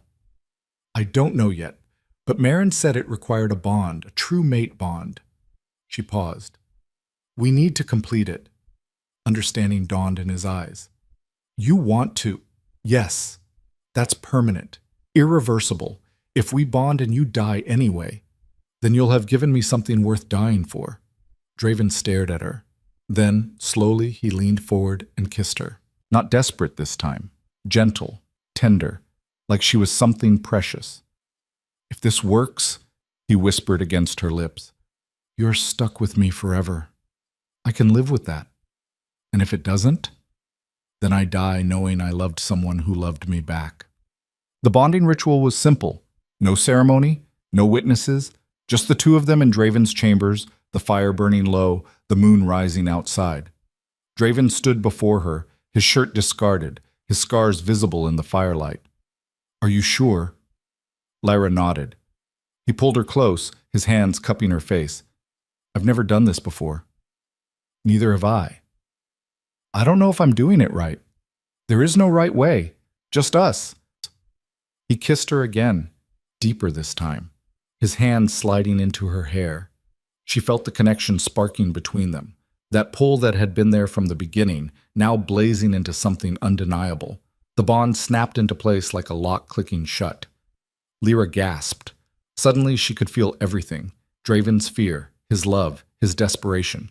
It poured into her like a flood, overwhelming and beautiful and terrifying. And beneath it all, his strength, raw, primal, endless. She reached for it instinctively, pulling that strength into herself, using it to fight the poison spreading through her veins. The room spun. Lyra? Draven's voice was distant. What's happening? She couldn't answer, couldn't breathe. The power flowing through her was too much, like trying to hold lightning in her bare hands. The poison fought back. She felt it writhing inside her, resisting, burning, and then she understood. She couldn't just take Draven's strength. She had to give something back. She opened the bond wider, pouring her own healing gift into him, showing him how to see the poison, how to target it, how to burn it out. Their powers merged. Lyra screamed. Draven caught her as she collapsed, both of them shaking, both of them burning from the inside out. Don't stop, she gasped. Don't let go. I won't. I've got you. They clung to each other, their combined strength battling the poison cell by cell. It was agony, like being torn apart and rebuilt at the same time. But slowly, painfully, the poison began to lose. Lyra felt it fracturing, dissolving, dying, and when the last trace finally burned away, she collapsed into Draven's arms. Bobs. She woke to sunlight streaming through the window. For a moment, she just lay there, disoriented. Then the memories came rushing back. The poison, the bond, the burning. She sat up slowly, testing her body. No pain, no numbness, no fever. Her shoulder, the wound that had been slowly killing her, was healed. Not perfectly. The scar remained, a jagged line across her skin. But the flesh was whole, healthy. She was alive. Draven? He was slumped in a chair by the fire, his head in his hands. When he heard her voice, he looked up. His eyes were bloodshot, his face was pale. But when he saw her sitting up, something broke in his expression. He crossed the room in 2 strides and pulled her into his arms. You're alive, he breathed. So are you. I thought I lost you. You didn't. She pulled back to look at him. We did it, the bond. It worked. I can feel you, he said wonderingly. Inside my head, your emotions, your thoughts. I can feel you too. They stared at each other. Then Draven laughed, sharp and disbelieving and completely overwhelmed. We're insane. Probably. We just bonded to save your life using a technique no one's attempted in 30 years. And it worked. And it worked. He shook his head. You're going to drive me crazy, aren't you? Every single day. He kissed her. And this time, there was no fear, no desperation, just joy. Word spread through the fortress like wildfire. The Omega had survived. The king had bonded with her. The impossible had happened. When Lyra finally left Draven's chambers, weak but walking, people stopped to stare, some with awe, some with suspicion, but no one looked away. She found Marin in the kitchens, overseeing preparations for the evening meal. You lived, the older woman said. I did. How? The bond, just like you said. We combined our strengths and burned the poison out. Marin's expression was unreadable. You realize what this means. What? You're not just the King's Omega anymore. You're his mate, his equal. Marin leaned closer. People will either love you or hate you for that. There's no middle ground. I can live with that. Can you? Because the enemies won't just target Draven anymore. They'll target you. And they'll use every weakness, every mistake, every moment of compassion against you. Lyra met her eyes. Let them try. For the first time since they'd met, Marin smiled. You might actually survive this place after all. That evening, Draven called another council meeting. The hall was packed. Warriors, clan leaders, servants who'd never been allowed inside before. Everyone who'd fought to save the fortress. Draven stood at the head table, Lyra at his side. You all know what happened, he said, his voice carrying through the room. Lyra was poisoned. She should have died. She didn't. Murmurs rippled through the crowd. She survived because we bonded, because we chose each other. He looked at Lyra, and because she refused to give up. Chief Aaron stood. What does this mean for the Alliance? It means nothing changes. We honor our agreements. We build something stronger together. Draven's gaze swept the room. But it also means this fortress operates differently from now on. Lyra isn't just my mate. She's my partner. She speaks with my authority. And anyone who disrespects her disrespects me. Silence. Then Terran stepped forward. With respect, my lord, she's an Omega. Omegas don't lead. This one does. But do you have a problem with that, Commander? Terran hesitated. Then, slowly, he knelt. No, my lord. One by one, the others followed. Even Marin. Even Chief Aaron. Until the entire hall was kneeling. Lyra stood there, overwhelmed, tears streaming down her face. Draven took her hand. You did this, not me. You. We did this. No. He smiled. You started it. I just finally listened. Over the next weeks, the fortress transformed. Not overnight. Not perfectly. But piece by piece. The servants who'd been working themselves to exhaustion got rest days. The injured warriors got proper care instead of being pushed back into training. The children, like Finn, got assigned to age-appropriate tasks instead of being thrown into the deep end. And the fortress didn't collapse. Instead, something unexpected happened. People started volunteering, offering ideas, working together because they wanted to, not because they were afraid. The border clans sent more supplies. Traders who'd avoided Frost Peak for years started coming back. Word spread that the fortress was changing, that the Alpha King had found a mate who was turning everything upside down. Some said it was weakness. Others said it was revolution. Lyra didn't care what they called it. She was too busy making it real. Mom, one afternoon she found Draven in his study staring at a map. What's wrong? She asked.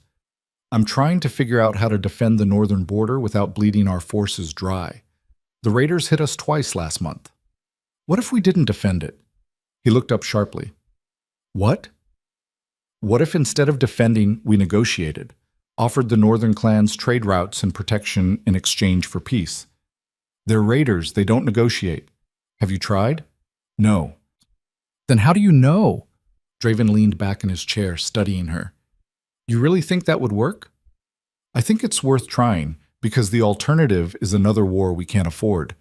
He was silent for a long moment, then he nodded. All right, send a messenger, see if they'll talk. You're trusting me. I'm learning from you. There's a difference. Lyra smiled. I'll take it. The northern clans agreed to meet. The negotiations took place in a neutral valley, both sides armed but cautious. Lyra stood beside Draven as the northern chieftain, a woman named Sura, scarred and dangerous, approached. You're the Omega, Sura said. I am. The one who survived poison and bonded with the Alpha King. Yes. Sura studied her. You don't look like much.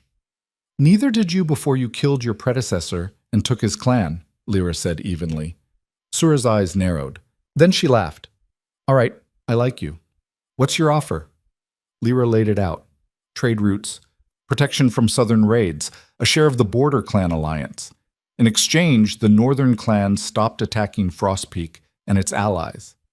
You're asking us to give up our way of life, Sura said. I'm asking you to adapt. The frontier is changing. Either you change with it or get left behind. And if we refuse, then we fight, and we both lose. Sura looked at Draven. You agree with this? I do. Even though it makes you look weak? Strength isn't about how many people you can crush. It's about how many you can protect. Sura was silent. Then she spat in her palm and extended her hand. Deal. Draven did the same. They shook. And just like that, the northern border was secure. Shot. On the ride back to Frostpeak, Draven pulled Lyra aside. You're terrifying, he said. Thank you. I'm serious. You just convinced a clan of raiders to become allies using nothing but words. Words are stronger than swords, sometimes. He pulled her close, his arms wrapping around her. I love you. You know that, right? It was the first time he'd said it. Lyra's breath caught. I love you too. Even though I'm a stubborn, broken, impossible man who didn't deserve you? Especially because of that. He kissed her. And in that moment, surrounded by warriors and snow and the endless frontier, Lyra felt something she'd never expected. Home. Aughts. That night, back at Frostpeak, Draven called her to the battlements. What are we doing up here? She asked. I wanted to show you something. He pointed across the valley. In the distance, lights flickered, dozens of them. Campfires from the border clans, the northern clans, traders and settlers moving through the passes. A year ago, this valley was empty, Draven said quietly. Now look at it. People are coming here, building here, because they believe we can protect them. We can, because of you. Lyra shook her head. Because of us. He pulled her against his side. I thought strength meant standing alone. You taught me it means standing together. You were already learning. I just gave you a reason. They stood in silence, watching the lights. What happens now? Lyra asked. Now we build. We grow. We prove that this works. Draven looked down at her. Together. Together. He kissed the top of her head. And as the stars came out above the fortress, Lyra realized something. She wasn't the broken Omega on the auction block anymore.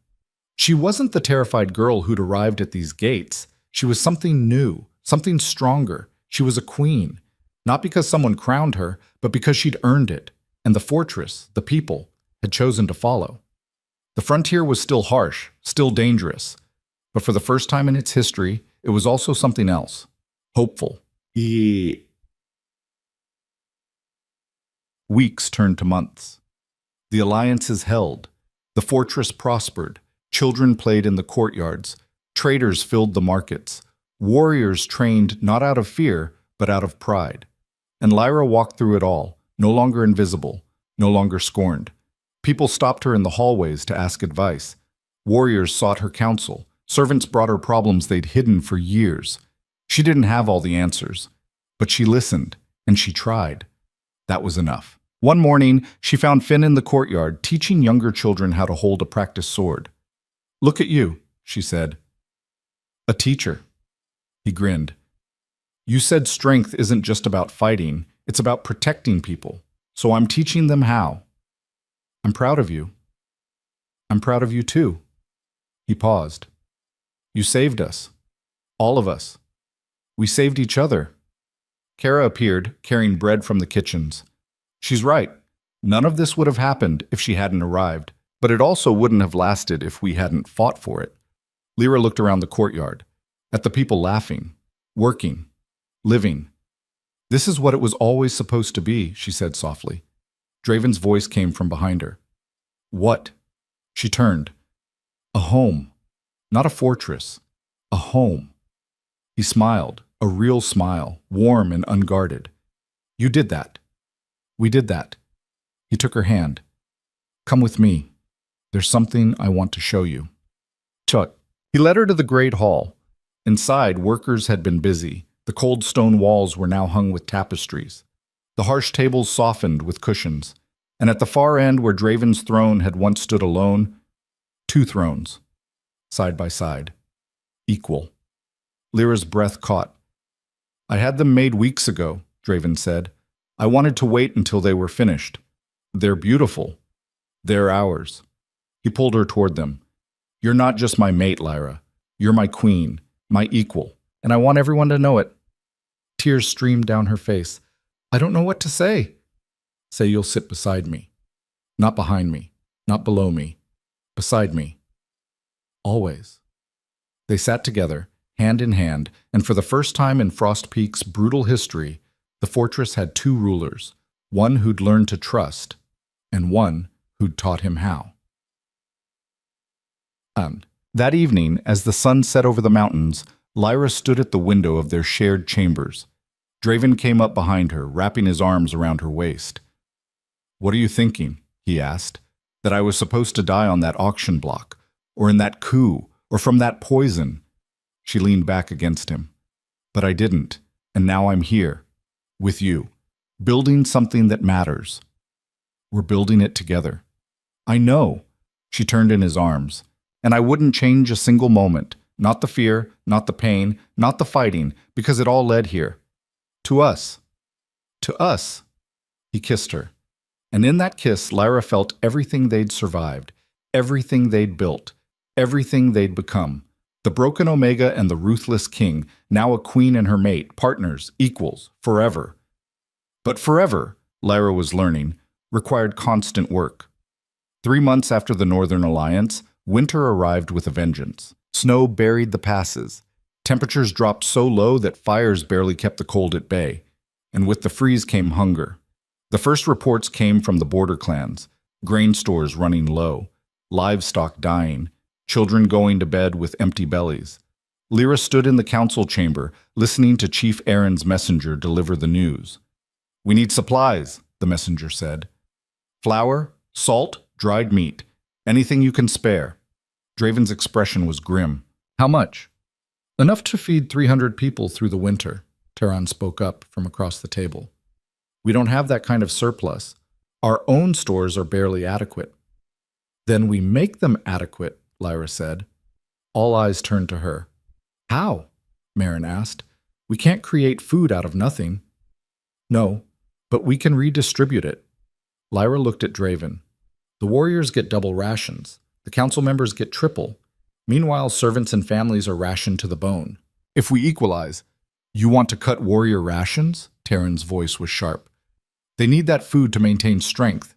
They need enough food to function, not to feast while others starve. This is insane. It's fair, Lyra interrupted. And if we don't help the border clans now, when they're desperate, the alliance falls apart. Then where does that leave us when spring raiders arrive? The room fell silent. Draven leaned back in his chair, studying her. You're suggesting we weaken our own forces to help others. I'm suggesting we invest in our allies, so when we need them, they're strong enough to help us back. That's a gamble. Everything is. He was quiet for a long moment. Then he nodded. Do it. Cut the warrior rations by a quarter. Send the surplus to the border clans. Tehran stood abruptly. My lord, with respect. Sit down, Commander. This will cause unrest. Then handle it. Draven's tone left no room for argument. The decision is made. Tehran sat, his jaw tight, his sense spiking with anger. Lyra felt it through the bond, Draven's uncertainty, his fear that this might backfire, but also his trust in her, and that trust meant everything. The warrior unrest came faster than expected. Within 2 days, complaints spread through the barracks. Training sessions grew tense. Arguments broke out over meal portions. And one night, a group of warriors cornered Lyra in the courtyard. There were 6 of them, young, angry, led by a scarred fighter named Kael, not the traitor from before, but his younger cousin, bitter and looking for a target. You're starving us, Kael said. Lyra kept her voice calm. I'm redistributing resources. To people who don't fight, who don't protect this fortress. To people who keep this fortress running, the ones who cook your meals, mend your clothes, tend your wounds. She met his glare. You think strength only exists on a battlefield? I think Omegas shouldn't make decisions that get warriors killed. And I think warriors who threaten their queen should remember who's standing behind her. Draven's voice cut through the courtyard like a blade. The warriors spun. Draven stood at the entrance, flanked by Terran and a dozen loyal fighters. His expression was carved from ice. "You have a problem with the queen's decision?" Draven asked quietly. Kale stammered, "My lord, we're just questioning her authority, which is my authority." He stepped forward. "So let me be clear. Lyra speaks for me. Her decisions are my decisions, and anyone who threatens her answers to me." Kale dropped to his knees. "Forgive me, my lord. I didn't mean—" "You did. But I'll give you one chance." Draven's gaze swept the group. "All of you, accept the new rations, support the alliance, or leave. Tonight. Your choice." Silence. Then, slowly, each warrior knelt. "We'll accept it, my lord," Kale said. "Good. Now get out of my sight." They fled. Draven turned to Lyra. "Are you all right?" "I'm fine." "They could have hurt you." "But they didn't because they're afraid of you." "They should be afraid of you too." He pulled her close. "You're stronger than half the warriors in this fortress. They just don't know it yet." "I'm not strong. I'm just stubborn." "Same thing." She almost smiled, but the encounter left her shaken, because she knew this wasn't over. The resentment was still there, simmering beneath the surface, and if she pushed too hard, too fast, it would explode. 2 weeks later, a rider arrived from the southern trade routes. The message he carried changed everything. Lyra and Draven read it together in his study, the parchment trembling in her hands. "A summit," Draven said slowly. "The Southern Lords are calling a summit to discuss the frontier alliances." "That's good, isn't it?" Lyra asked. "Depends. They either want to join us or destroy us before we get too strong." "Why would they want to destroy us?" "Because we're changing the balance of power. The Southern Lords have controlled trade routes and resources for decades. If the frontier clans unite under Frostpeak's banner, we threaten their dominance." Lyra's stomach tightened. "So what do? We go. We make our case. And we hope they listen." He looked at her. "You're coming with me. Are you sure? You're the one who built these alliances. You're the one who convinced raiders to negotiate and servants to hope. If anyone can convince the Southern Lords—" He stopped. "It's you." The summit was held in a neutral city 3 days' ride south. Lyra had never seen anything like it. Stone buildings rose 3 stories high. Cobbled streets bustled with merchants and nobles. And at the city's center stood a massive hall where the Southern Lords gathered, men and women in fine clothes, dripping with jewels and arrogance. Lyra felt impossibly out of place in her simple travel cloak and worn boots. But Draven stood beside her, his presence a wall of strength. "Remember, they'll try to intimidate you. Don't let them." "What if I say the wrong thing?" "You won't. Trust yourself." They entered the hall together. Inside, 12 lords sat at a curved table. At the center was Lord Varen, a man in his 60s, silver-haired and sharp-eyed, radiating cold calculation. "Alpha King Draven," Varen said smoothly, "and this must be your mate." The way he said it made Lyra's skin crawl. "Queen Lyra," Draven corrected. "Of course. Forgive me." Varen's smile didn't reach his eyes. "Please sit. We have much to discuss." They sat at the opposite end of the table. The other lords watched with varying degrees of hostility and curiosity. "You've been busy," Varen began, "building alliances, redistributing resources, negotiating with raiders instead of crushing them."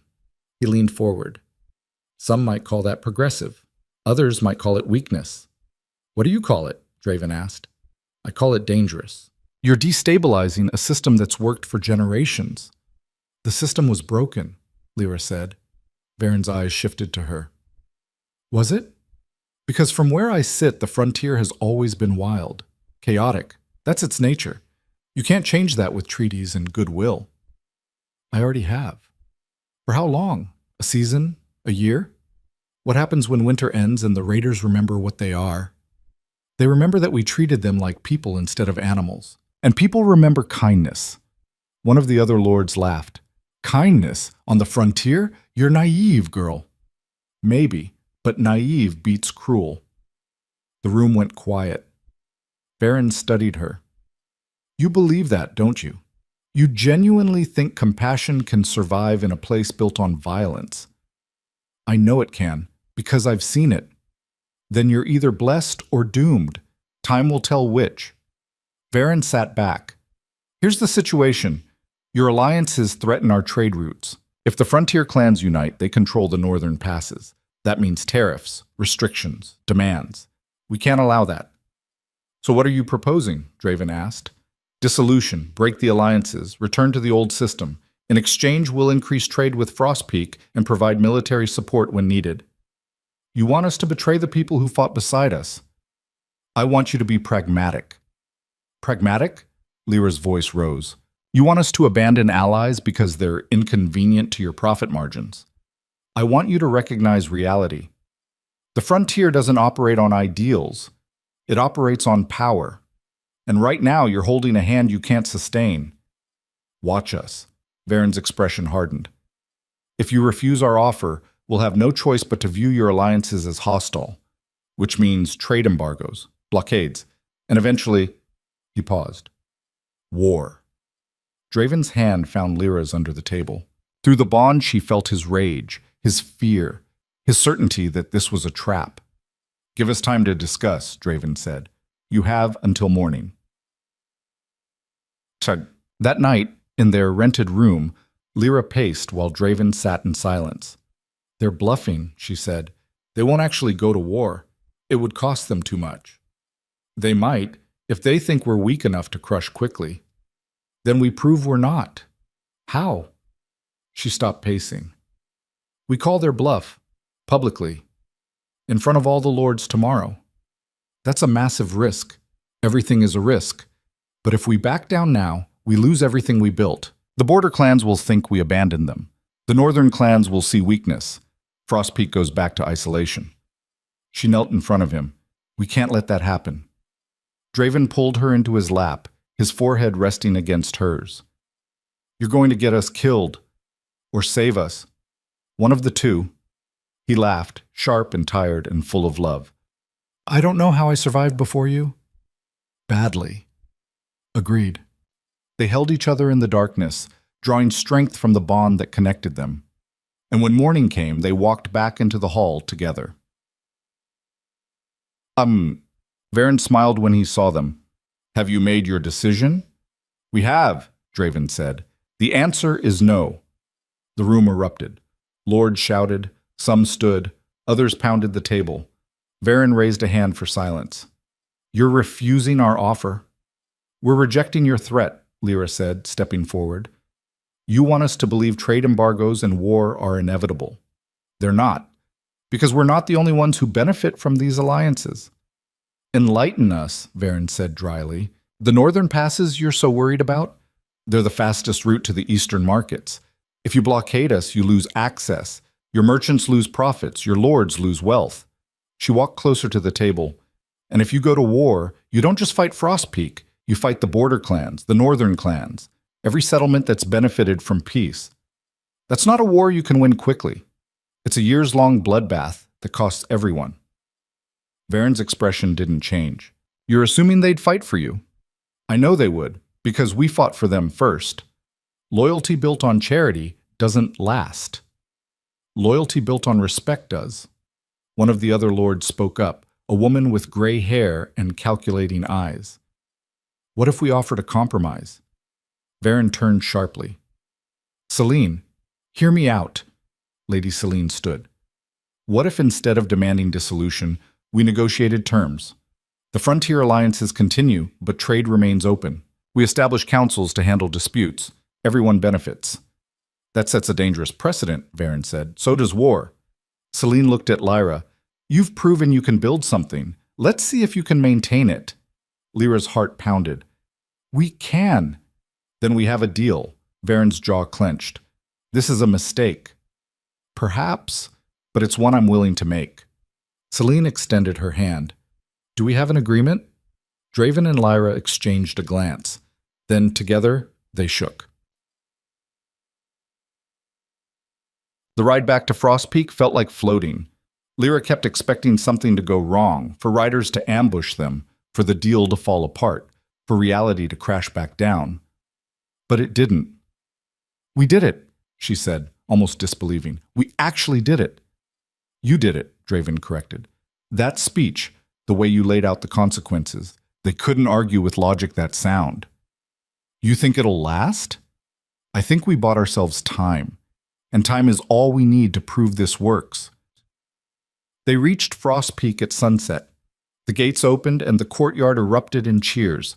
Word had spread. The Southern Lords hadn't crushed them. The alliances held. Finn ran up, grinning. "You're back! We heard you won!" "We negotiated," Lyra corrected, ruffling his hair. "Same thing." Kara appeared with Marin. "The whole fortress is celebrating. There's a feast tonight." "A feast?" Draven looked surprised. "Your idea, actually," Marin said dryly. "You sent word ahead to prepare it. Said if we survived the summit, we deserve to celebrate."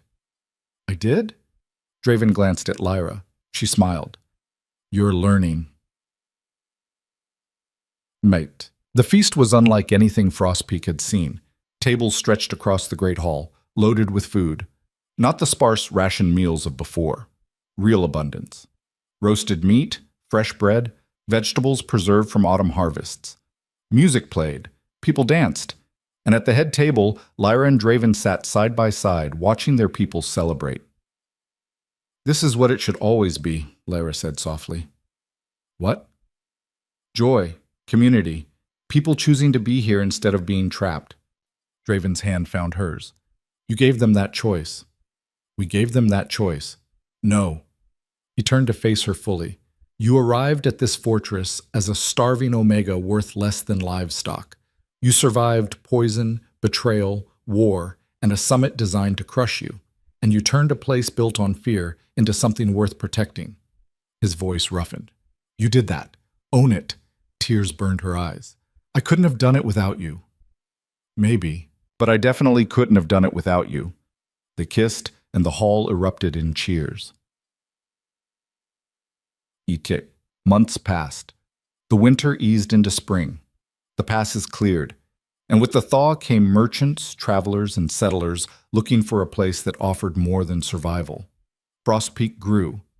New buildings rose outside the walls. Markets expanded. Children who'd known only fear learned to laugh. The border clans prospered. The northern raiders kept their peace, and the southern lords grudgingly honored their agreements.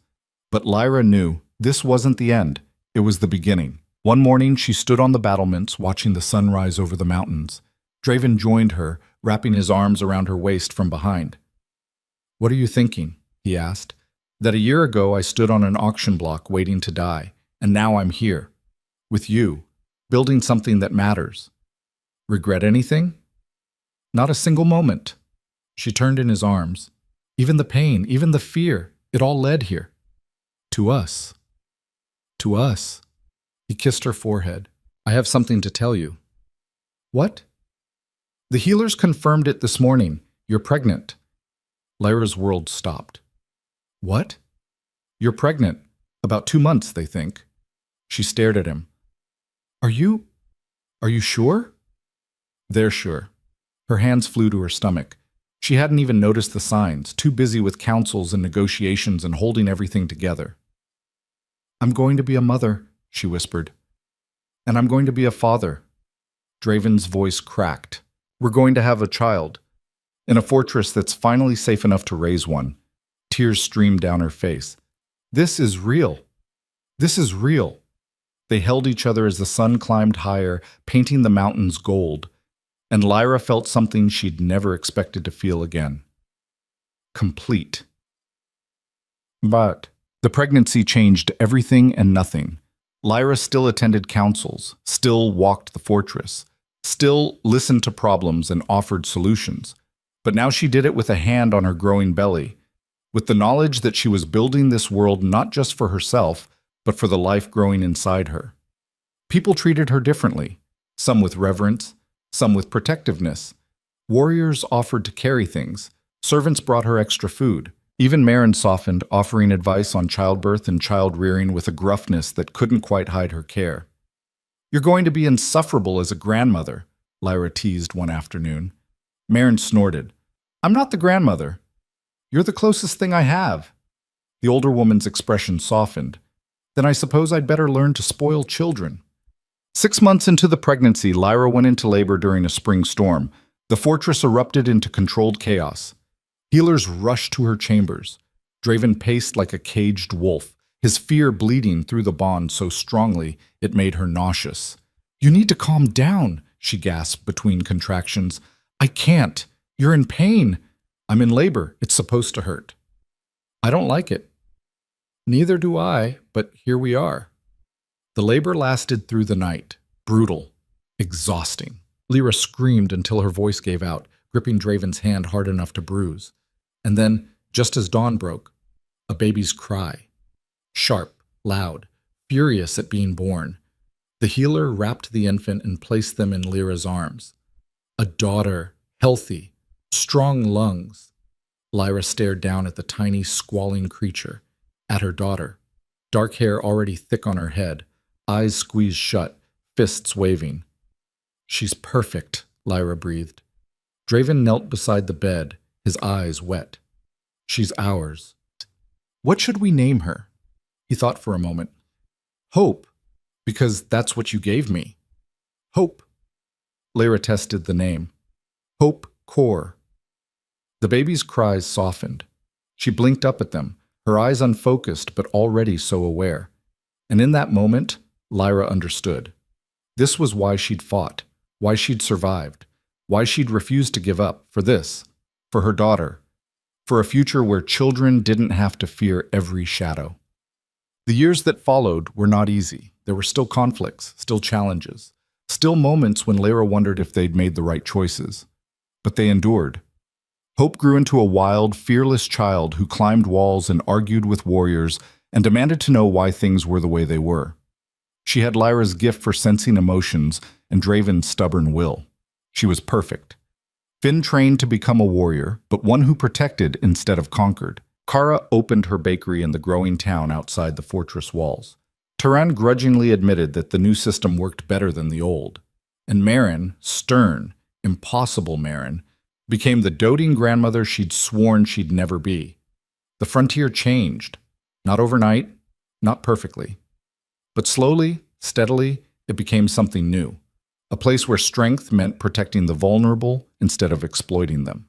Where leaders listened instead of commanded. Where hope wasn't a weakness, it was a weapon. And at the center of it all stood Lyra and Draven.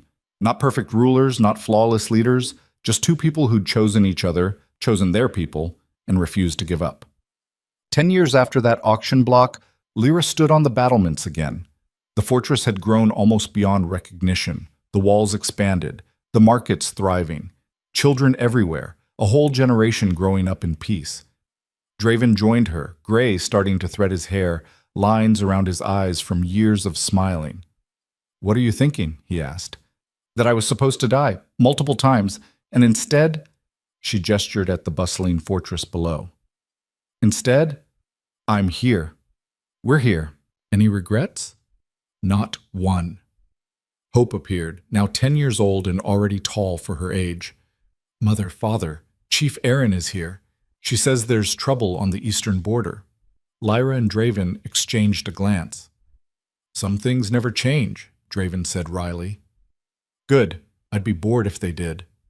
Lyra took his hand. Ready? Always. They walked inside together, their daughter between them, ready to face whatever came next. Because that's what they did.